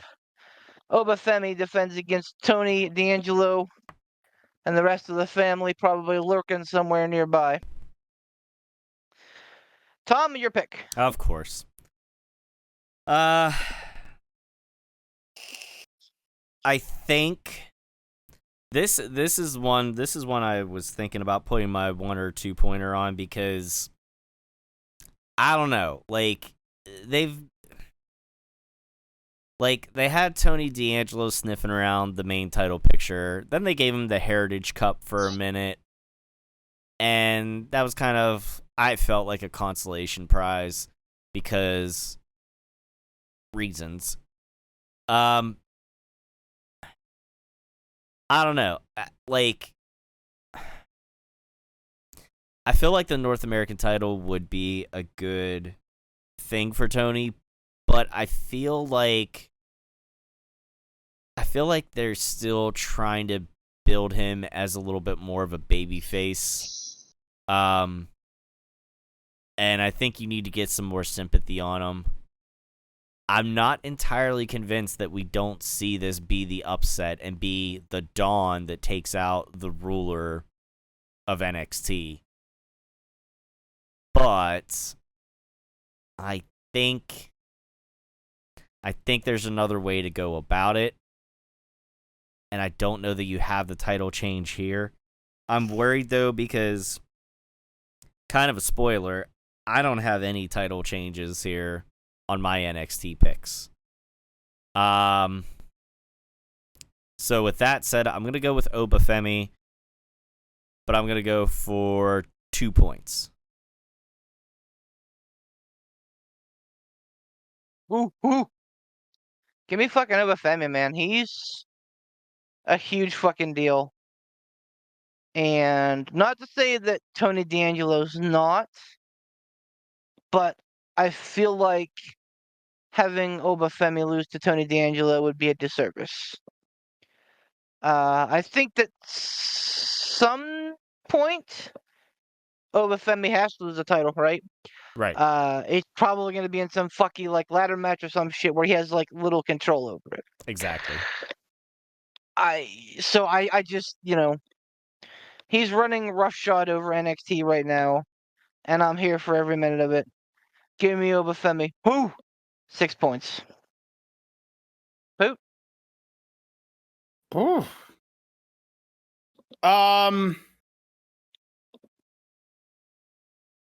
6 points on Obafemi. Wow.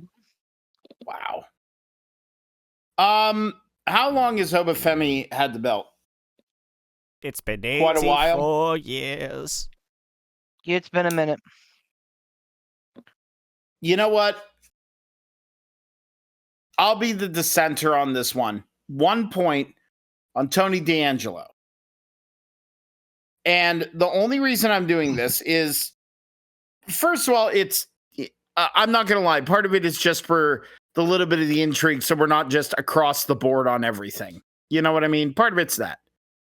But the other thing is, too, D'Angelo is going to be out there with Lorenzo, Crucifano, and Rizzo. They're going to be out there. I think there's going to be fuckery. I think he'll sneak away with it. And he's not going to have it a long time. I think Obafemi will kind of come back and do that. This also could be a vessel to push Obafemi up further to the NXT championship. Could be that. So just saying. But because I'm really not entirely certain, and it's a little bit of an outside pick, I'm going to go Tony D'Angelo. Oh, Poot, you're throwing it all away. You're throwing it all away. He's gonna be bitching how about many 1 point. 1 point. How many points you put on Tony? 1. Okay. Interesting of note.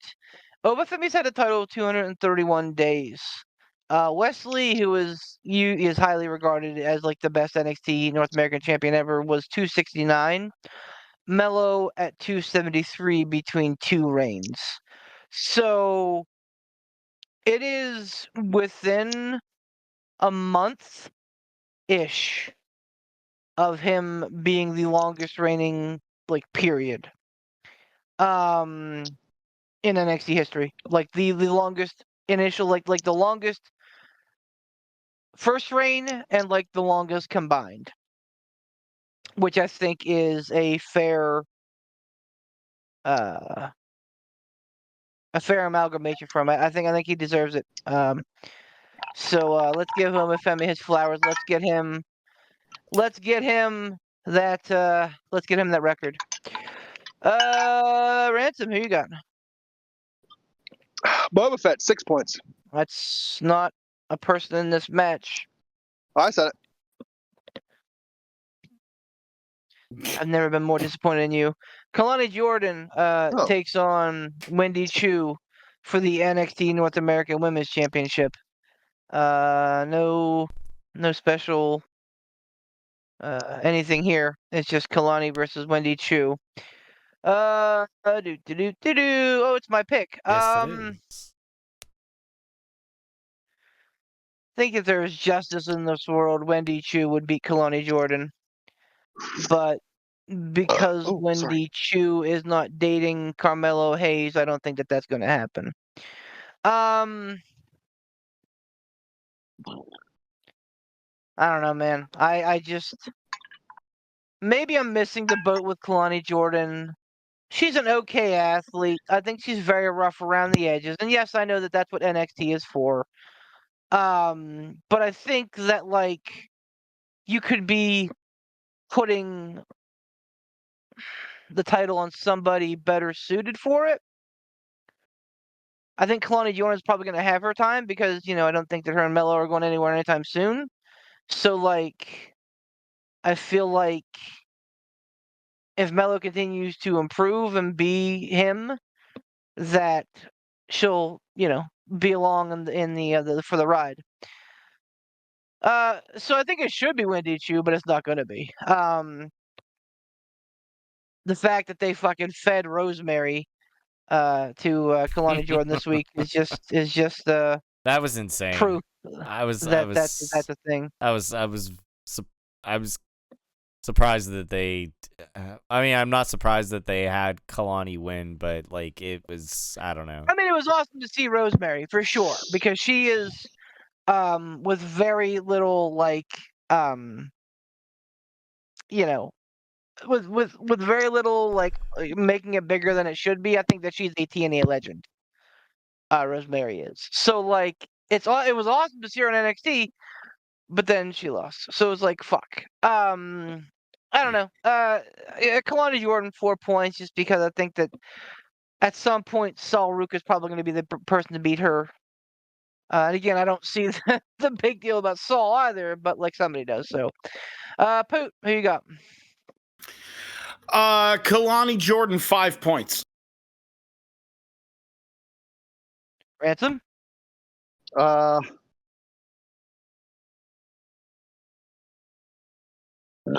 sorry. Kalani for 2. Did I use 2? Yeah, not No, 2. Tom? Kalani Jordan, 3 points. I hope that they keep doing with Wendy Chu what they're doing. I really like it a lot. I didn't really catch a lot of her first gimmick, like that she had, but it's essentially the babyface version of what she's doing now. Now it's just like Exactly. now it's like it's a nightmare. It's not Right. it's not sleepyhead Wendy Chu anymore. We're in a fucking full blown nightmare. Right. Yeah. It's a fun little twist on it, and the way they built her up for her return and everything, it was like the babyface was coming back, but then all of a sudden, like, it's the nightmare, Wendy Chu. So yeah, I mean, I think that there's definitely some legs on it, to be certain. We have a great match here with Wes Lee versus Zachary Wentz, which if you told me, you know, even 2 years ago that we'd be seeing on pay-per-view on NXT, excuse me, premium live event on NXT, I'd call you a damn liar and slap your face.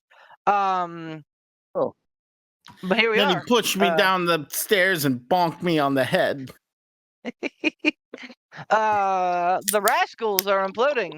The MSK is no more. Somebody smoking a water bong there? What's going on?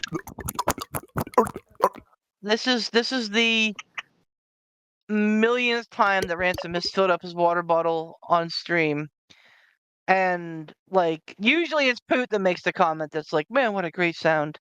So like you can't pretend like you've never heard it before, man. I haven't heard it like that. Damn it. It always sounds like he's just playing a soundboard. It's amazing. I've heard the sound of him filling his water bottle before, but it's usually been more Have you? high. It's usually been more high pitched. It's usually been more high pitched and not deep and gurgling. It sounded like a water bong. It's like the same thing when a loud car goes by. Everyone's always like, "Jeez, Well, what is that?" You well, never heard a car that's more the before? surprise. Like, Well, also, Tom, how long has this been happening? Tom, the reason we also didn't react is because we don't know what that sounds like, you sinner. Anyway, It's Well, fine. I Listen, don't know I mean, that's necessarily a true statement, though, knowing the past that you and Beef have had. Oh, I know exactly what a waterbound sounds like. Water bang. Water bang, that too. So anyway, Jesus. Wesley and Zachary Wentz. I'm pretty fucking kitted up for this match.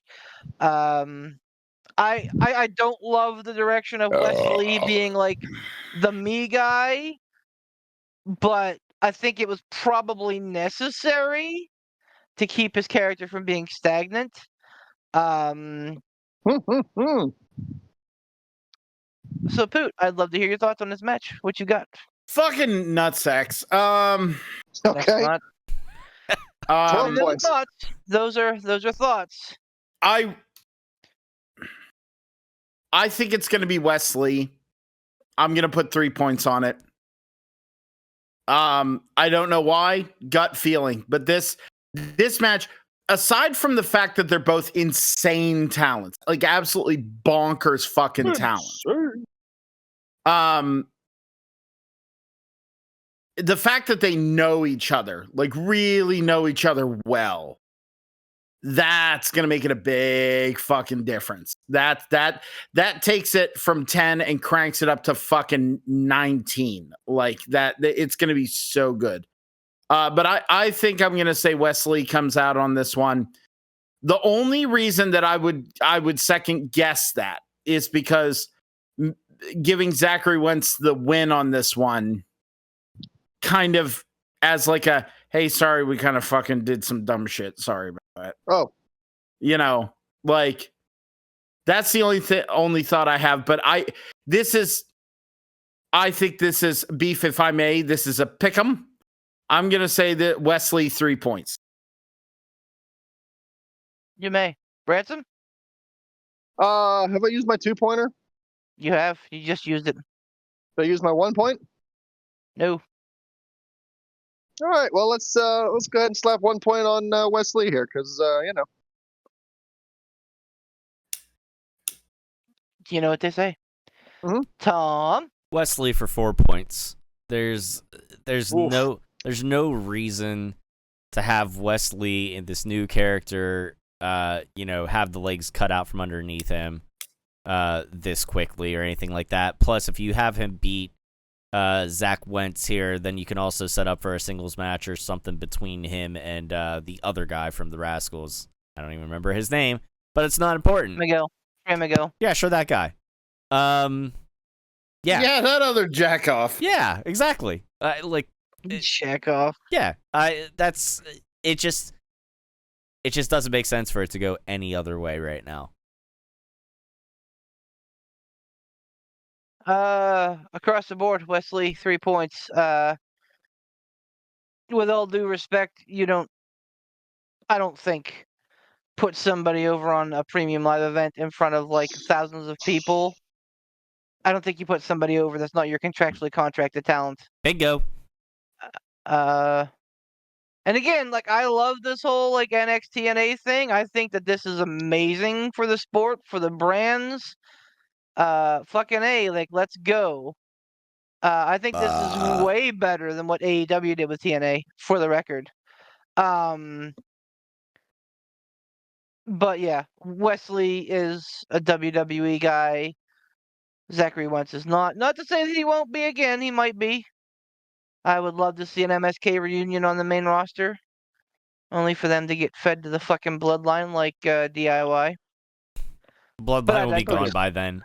It's okay. No, they fucking won't, and you know this. Wesley, 3 points. Moving right along. Roxanne Perez versus Jada Parker for the NXT Women's title. I think this is Ransom's pick. Well, that was like lo-fi.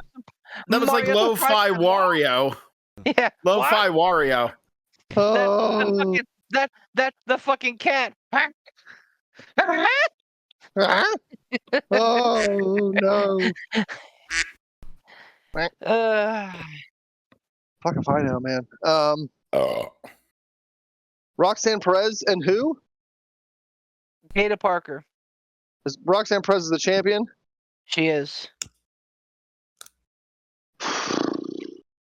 She's been the champion for a minute. She has been. Fill me in on this Jada Parker. Jada Pinkett Smith. Something different. Pretty new. Pretty new. She's part of the breakout tournament, I think, last year. Kind of like a more street Mia Yim, if that makes any sense character wise. I don't know. TBD. Sorry, excuse me, Meechin. I can understand your confusion. I didn't use the right name. Winner of the match for Hate it. lowest points available. I'll do that? I'll throw you a bone. This doesn't seem like the kind of match where Roxanne would lose the title. Now is that You don't have is to that trust my honest bone instincts on throwing, that. or is that No, you know? 100%. I guess you're stealing my diatribe a little bit from my pick, but like, I think that she's holding on the title for a purpose, and I think that purpose's name is Julia. Oh, Who? Julia from Stardom. So like, I has think she that's debuted yet in NXT?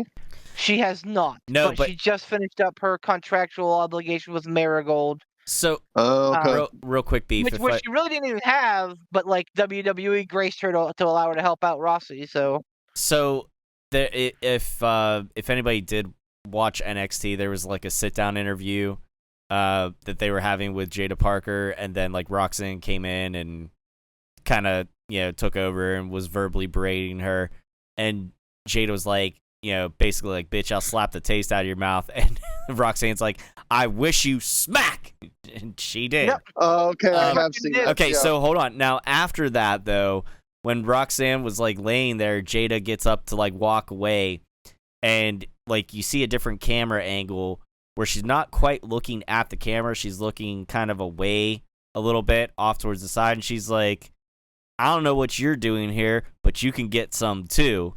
And then it cuts back over to Roxanne, and she's looking at whoever, kind of like big-eyed. Good call out. So, just saying. Good call out. That's a good call out. All right. Well, I'll do whatever my lowest point left is for Roxanne then. I don't know. It is in fact 4. Good call. God. Tom. This is my one pointer only because I wish I would have thought about that point that I literally just made before I put my before I moved my 3 points over to Kalani, because I had my 1 point originally on Kalani and then I like switched it around. So my 1 pointer is on Roxanne Perez, but yeah, for everything that was literally just mentioned, I don't think she loses it here. It's like Jada Parker seems like somebody that could be somewhat believable, but I don't think it's just quite there yet. I could see Jada as more of like a North American champion, which again, if we go back to whenever the whole big fuck you ladder match for the women's North American Championship was underway, I think Beef even picked Jada Parker, and as we know, that didn't turn out that way. I don't remember who I picked, but I think I had picked like Fallon Henley or something. But yeah, I don't see Jada quite there. There's just like, she's just a hair shy of like being in that women's title picture. So I think it's going to be a good match, though. I think she's going to give her a run for the money, and then whoever it was that Beef had mentioned from Stardom or whatever, I think maybe we see her after the fact. Julia. Yeah, her. They've had Julia on like they showed her on NXT before, like, the crowd shot, like, so Well, I must have missed that one. I mean, there was another big signing. Stephanie Vaquer as well with NXT. Ah, yes. They recently signed her too. So I mean, again, who's gonna get to the title first? Who knows? But regardless, I 100% echo Tom's sentiment. I think that Jada Parker. So if it were me, I'd flip flop these matches. I would have put Jada Parker against Kalani Jordan and Wendy Chu with Roxanne Perez. I think that would have made a little bit more sense to me. Would have been a little bit more competitive on each match, and I think would have been a tougher pick. But yeah, Roxanne Perez is not losing this match. Roxanne Perez 5 points. Poot. Oh, Roxanne Perez 4 points. I'm sorry, Tom. How many points you put on Roxy? Just the one. Just the one. Okay. Yeah. Cool. Leading us to the main event of NXT No Mercy. Do you, gentlemen, believe? Say his Say name. his name and Yes, Ransom. I know. Beefy appears. I believe in Beef Hendry. We're gonna start with Tom here. Tom, who you got? Ethan Page, Joe Hendry. It's 5 points on Ethan Page. Listen, I love Joe Hendry. I believe in Joe Hendry, but I believe that Pete Dunne is going to get himself involved in this because he's got some business with Trick Williams, and Trick needs to figure it out. So while Trick is the special guest referee, I don't know if that was mentioned or not whenever you ran down the... Okay, I wasn't paying attention. I was probably playing Clue or Risk. Either way. Yeah. Pete Dunne's gonna get himself involved and kind of take Trick out of the picture, and then we'll have some chicanery, and then an actual referee will come down and make the pinfall count, and Ethan Page will win by chicanery, and he'll hang on by a thread. But like Beef said, much like with the Wesley and Zachary Wentz match, there is a great working relationship, but you don't take your company's title and put it on somebody from the outside here. If they did, I'd be happy. Like, I would happily lose these 5 points, because honestly, it's not going to make a difference at this point. But I just don't see how you do that. Now, I will say that if the sources I read were correct, not long ago, the working relationship had reached a new level. I don't remember if we talked about this or not. That Joe Hendry basically, with his contract, he's still a TNA contracted talent, but they were allowing him to like work out and train and do things down at the Performance Center and like really like truly utilize their facilities and such. I think eventually we do see Joe Hendry, make a jump from TNA to NXT/WWE. But in the meantime, it's the era of ego. So you got to have Ethan Page go over, and that's that.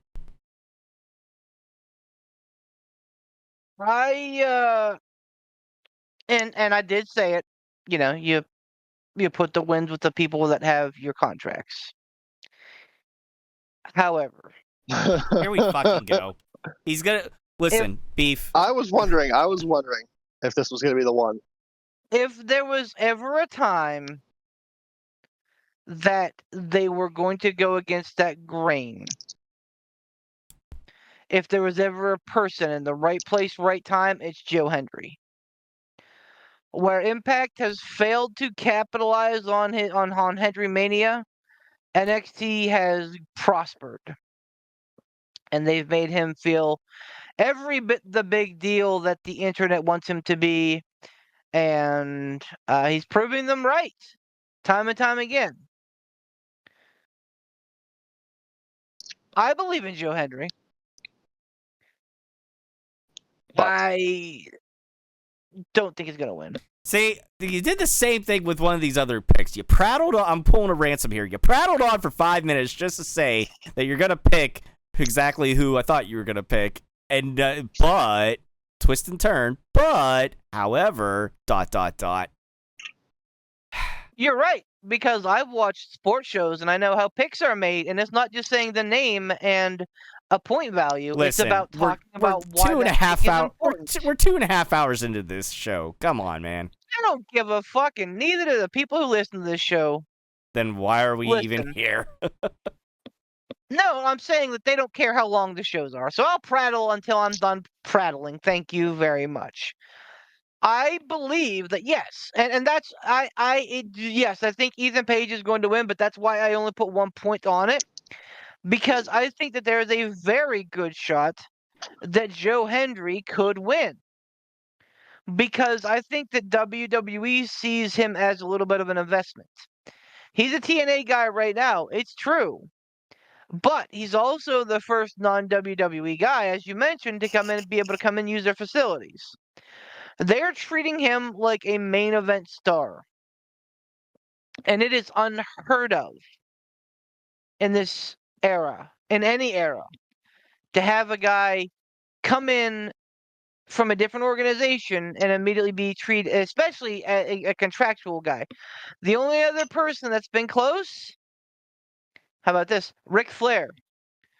When Bobby Heenan was cutting promos about Ric Flair coming to WWE holding the WCW title, referencing another company's champion, basically. So, like, I feel like there is a very, very good chance that Joe Hendry could leave with this title. I still believe in my heart of hearts that we will probably see the WWE contracted guy come home with the title, but it's not a guarantee. Because again, I think that Shawn Michaels is doing real good with striking with the iron hot with Joe Hendry. I don't know how much longer Joe Hendry Mania will continue, but until it is reached its conclusion, I think that NXT is going to continue to milk that cow. And like, I don't know that he needs to be a long-term solution for a title. You can have him for a title for a month, 2 months, whatever. Have it, lose him, lose it to Trick, lose it to Pete Dunne, lose it back to Ethan Page. But I think that it would be a huge deal, and I think that it would garner a lot of attention and headlines. I am picking Ethan Page 1 point, but I'm rooting for Joe Hendry. Poot?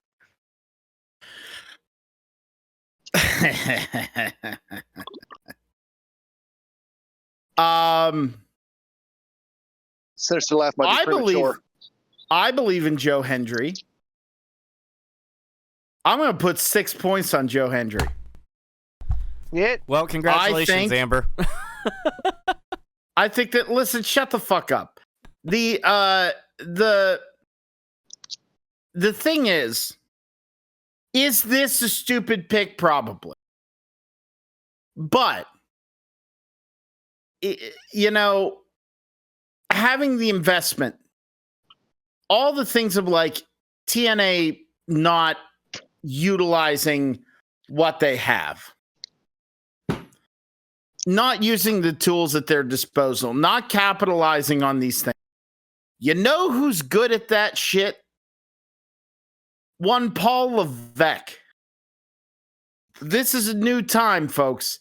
And if I'm wrong, I'm more than likely going to be wrong. But you know what? It would make a lot of fucking noise. It would make a lot of noise. And it wouldn't hurt Ethan Page. Wouldn't hurt Ethan Page at all to lose to Joe Hendry with the amount of steam that he has. Joe Hendry, my coworker, who could give actually less than 0 fucks about professional wrestling. Like less than 0 fucks. At work, the one day I went say his name and everyone started going, he appears, I believe in Joe Hendry. They don't know anything about fucking wrestling, but they know Joe Hendry. They know that he's part of wrestling, but they don't know where or who or how or what, but they fucking know Joe Hendry. To not pull the trigger on something like this, to not make the amount of noise that you could, even if it's not the longest title run in the world, I think would be a miss. Not an errant miss, not something I'm going to sit here and go like, oh God, out there, they don't. I'm just saying, pull the fucking trigger. One of the biggest problems with WWE, especially over the past, we'll say decade, that we've said, how many talents have they not pulled the trigger on? Beef, shoot me off like 5 of them. Main roster? But whatever. Yeah, main roster or NXT, do it. I can name 5 people on the roster right now. Karrion Kross, Tommaso Ciampa, Johnny Gargano, and all of Hit Row. All of Hit Row. And then someone who's not even there anymore, Dolph Ziggler. Yep. Drop the ball. Drop the fucking ball. Like, we've always said, they don't pull the trigger. They don't pull the trigger. They don't pull the trigger.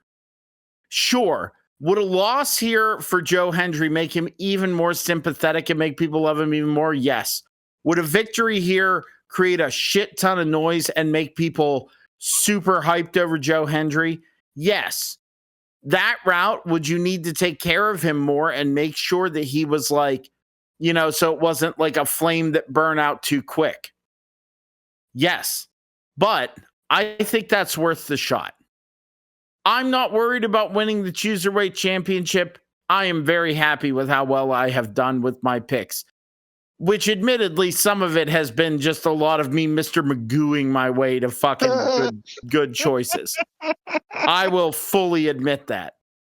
But in this case, and I'm more than likely going to be wrong, but I just have this feeling. I'm like, man, when you have that kind of permeation of the pop culture zeitgeist to where people who think wrestling is fucking dumb know Joe Hendry, know the song, and like Joe Hendry without even knowing him, man, you are missing out on a lot of fucking dollar signs. Not even just for WWE, NXT, but TNA too. I think it's one of those things that is best for business. 6 points, Joe Hendry. Ransom? What's my point that I have left? 5? 5. Well, I'm putting 5 beef coins on. I'm putting 5 beef coins on Joe Hendry, and here's why I'm hedging my bet here. Aside from all the aforementioned reasons, I'm banking on the working relationship with TNA and NXT needing some sort of good faith. Maybe that's not the right term, but like I think this cements that relationship even further. I think it goes to build a quality relationship by saying he's not our guy, but I'm also hedging my bet on this because I feel like, and we've talked about it before, I think especially when referring to AEW, where predictability is not always a bad thing, because if the match is good, yada, yada, yada. However, I think after a certain point, it can be a hindrance. So even if this match is amazing, even if the crowd is bonkers for it, I think that after a time, predictability can be harmful, regardless of the quality and caliber of the match. I think that if NXT continues to have TNA talents like Joe Hendry, Jordan Grace, etc.,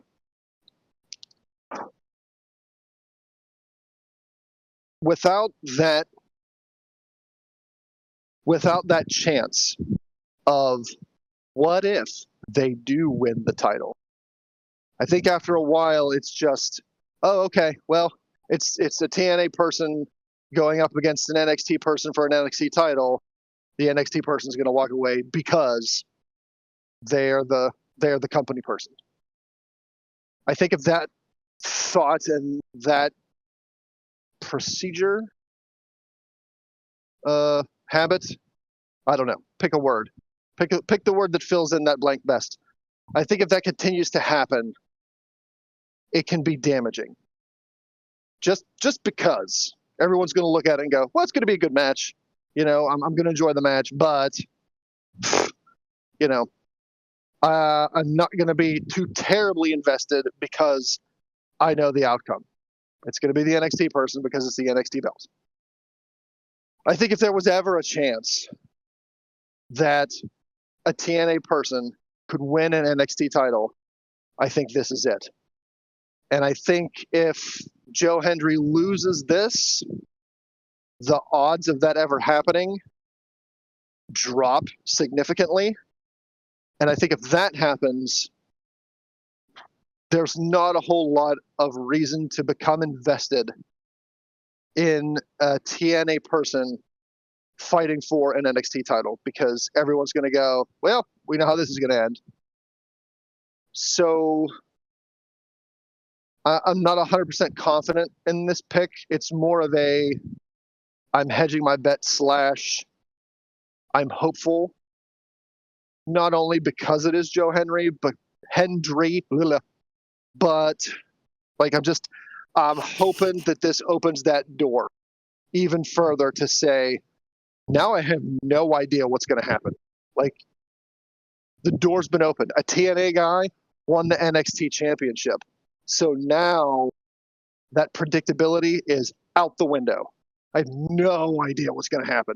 I'm even more invested. I'm even more interested. You know, it sucks people in maybe even more because that door has been swung open. A TNA person, you know, charged through it and won that title. I agree with Poot. It doesn't have to be a lengthy title run. It can be for a cup of coffee. Joe Hendry could lose this title in the next pay-per-view. He can lose it back to Ethan Page, and I don't think that matters. I think what matters is the fact that a TNA talent actually won an NXT championship. And I think if there's ever going to be a chance of a legitimate working relationship going further than just, hey, this TNA person appeared on NXT. That's neat. I'm happy for them. I think this is it.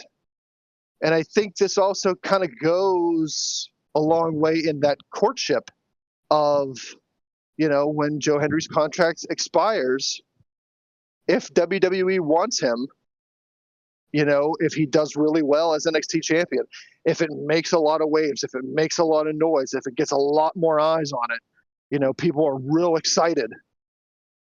I mean, I think that benefits NXT. I think it benefits Joe Hendry. I think it benefits the relationship between NXT and TNA, because now you get people guessing, you know, you keep them wondering, shit. I mean, if Joe Hendry won the NXT championship, could somebody from NXT wind up winning a TNA championship? I don't know. I just think that if that door can be breached, really, like, the possibilities of what if really it explodes. And it's kind of something that when's the last time, maybe Ric Flair, you know, well, no, he was contracted by WWE when he won the WWE title. But, like, man, when was the last time a person from another promotion won a WWE championship? You know, I can't think of it. I'm sure, you know, Beef knows, but damn, I think it could go a long way in both companies, for the talent, for the viewership. I don't see any negativity. I don't see any downside. And I'm really, fingers crossed, for the sake of all the, you know, reasons mentioned before, company, talent, viewership, I hope this is the one. You know, I'm fingers crossed this is the one, especially if I can't remember the name of the other TNA person fighting for an NXT championship on this card. Who is it? Not a championship, but you have Zachary Wenton Wesley. Right. So, you know, especially if you have the NXT guy winning there, then it's like, oh, okay, you know, like, maybe not a lot of people are going to expect it. So I'm rooting for Joe Hendry. I'm really hoping, you know, and again, like Poot said, Cruiserweight Championship aside, I think this is a prime opportunity for everybody if it goes down. It's a fucking no-brainer. I'm hoping so. I really am. Man, I just don't see a downside to it. I really don't. I could see a downside of having Joe Hendry lose. Not a massive downside, mind you. But I don't see any downside in Joe Hendry winning. Yeah, and I think you guys said it perfectly and yeah, succinctly. Uh, like I said, my intuition is always that the company guy is gonna win, Yeah. but that's why I went 1 point, because if there was ever a time like this, like you said, man, this is a weird groundswell, and it would absolutely light the wrestling world on fire, I think. Yeah. And like Pooh said, it doesn't have to be a long one for it to be epic. Right. Yep. Hoping. What Fingers I'm crossed. saying. Fingers crossed for Joe and for that open door for all the talent to be able to really Everybody wins. capitalize. It Yep. does. It's Joe Hendry winning this championship. Everybody wins.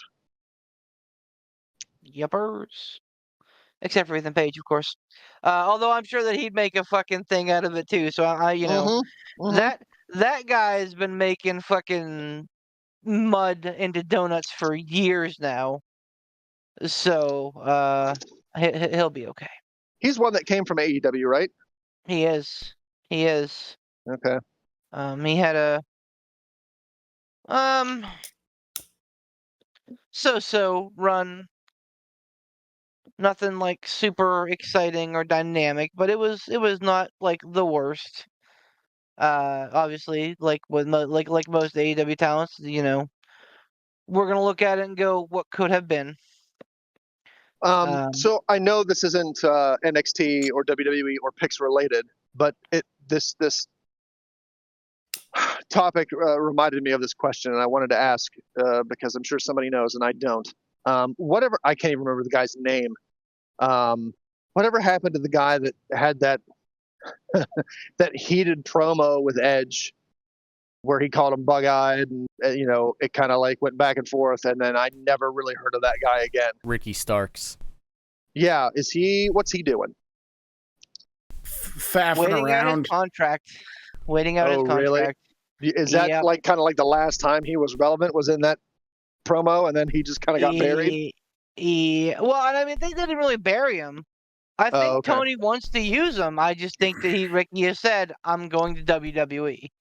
Like, when my contract is Oh, up, I'm going to WWE. And I mean, it may not be said in words, but I think, that's kind of you like the could say that, assumption, like that's what he's doing. yeah. Yeah. Like, he was at the Royal Rumble with Cody. I think he was at Mania, too. So, like, Oh, okay. WWE have wanted Ricky Starks since AEW got their hands on him. Oh yeah. He was a Because of what he free did in agent. AEW, or No, because of previous? what No, he before was that. doing. Before that. Yeah, Okay. because of what he was doing. I think he was with NWA, and very clear that that dude's got a bright future. Did Uh, AEW outbid WWZ? Is that what happened? little from column A, little from column B. He was a Cody guy. Cody was with AEW at the time, so Oh, I see. I think that made some sense. And yeah, I mean, Tony's got a deep pocketbook. But yeah, I mean, during that era, and it's weird to say the word that era with AEW at this point, but like during that era of AEW, like they were the new hotness. Okay. Everybody wanted to go there because it didn't seem like there was going to be any respite from Vince at all ever. Mhm.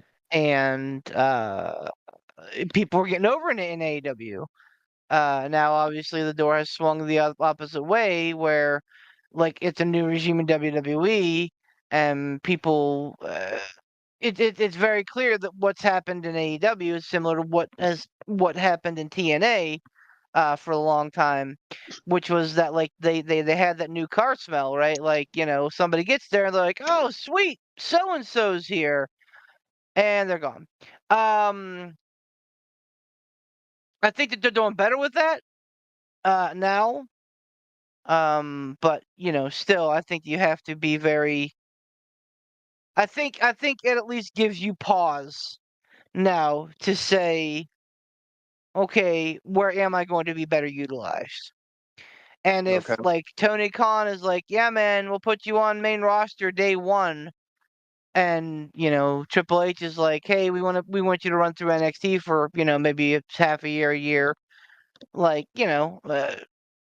depending on who you are, what you've done, like maybe you view that as a slight. Right.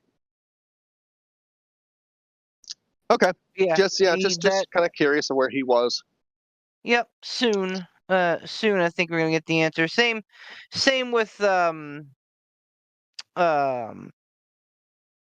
Penta and Ray Phoenix. Like they haven't been around in a minute.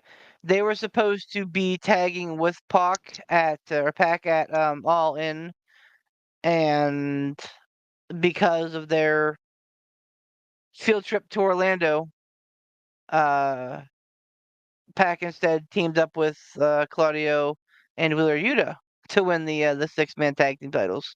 You did, yeah. I remember you did say something about that, like it was supposed to be them, and then Tony got Yes. word that they were bumping And uglies with the enemy. Meltzer confirmed that like the plan was that Pac was going to get the win no matter what happened because he was going to get his all in moment because of missing last year's show. And that it was supposed to be with Death Triangle. So that tells me that the Lucha Brothers probably have a foot out the door as well. So yeah, I mean the next 6 months or so are going to be pretty interesting. Which, oh, by the way, 6 months from now is right around Royal Rumble time. How about that? Oh shit. I have no idea when their contracts are up, but Punk's best buddies, FTR. What I mean, do you think they stick around AEW, or do you think they try to make a play for WWE if WWE Man, wants I don't them? know. I feel like obviously I think that they want to be in AEW, but also I think that they recognize that now that Triple H is in charge of WWE, that they probably have a better shot of not being a laugher of a team, like they were before. Because Triple H I don't know, did man. right by them in NXT, didn't he? Oh my, yes. Oh yeah. Oh yeah. They were booked perfectly up until when they beat DIY, or when DIY beat them. So like, um, yeah, I don't know. I feel like FTR is like on the line where they could go either way when their contracts are up, But which is exciting. Penta and Ray, Oh, it sounds like they're like, yeah, they're done. one foot out the door. Okay. It sounds like that TK could pull a Vince McMahon. If you remember, whenever Brody's contract was up, and Vince added time to his deal and wouldn't let him out of it because he was injured for so long, and made him basically sit on the sidelines for like 6 months. There was a report that TK could do the same thing with Ray Phoenix because of Phoenix's injuries. Um, and Penta's made it very clear that he's not going to do anything without his brother. So, like, at this point, it's probably just a waiting game.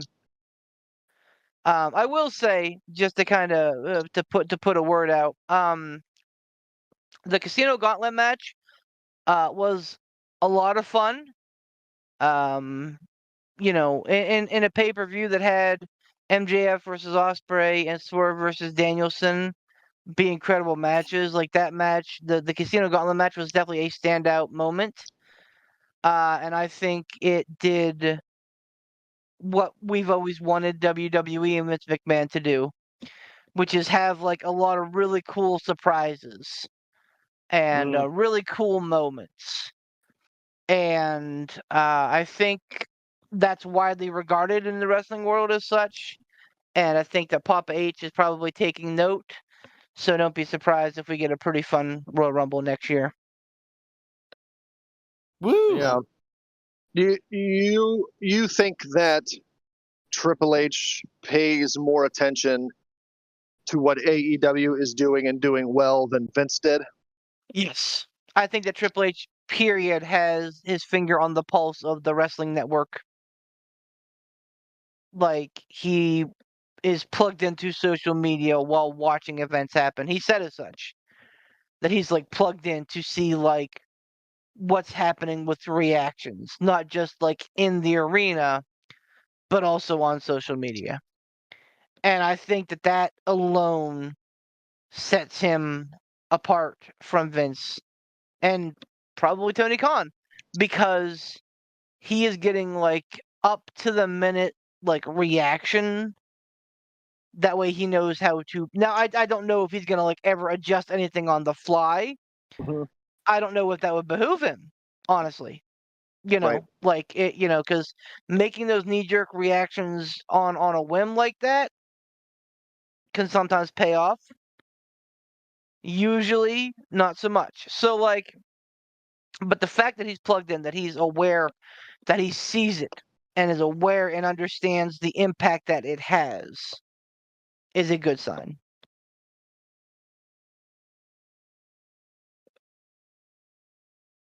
It's a good Boys, way we've to been put talking for a it. while now. Good way to put We it. we had a nice hearty discussion at the beginning of the show. We had two medium-sized shows to pick. We've done a lot of talking. We've done a lot of talking. Let's do a lot of rapping. Poot, Country Poot, take us home. That was low energy. Where's my normal? Poot. There it is. I needed my poop with gusto. Thank you all very much for listening to P3 Podcast. I am Poot the Bard. That's Beef the Legend. That is Ransom the Madman. And that is Tiger Bomb Tom. All of the necessary things are in the descriptions for our sponsors and stuff. Go check it out. And it has been an epic podcast. This one has been absolutely epic. And I think it was good. And thank you guys for joining us, and thank you guys for being here. Remember, if no customer complains about a bulletproof vest, it's either really good or really bad.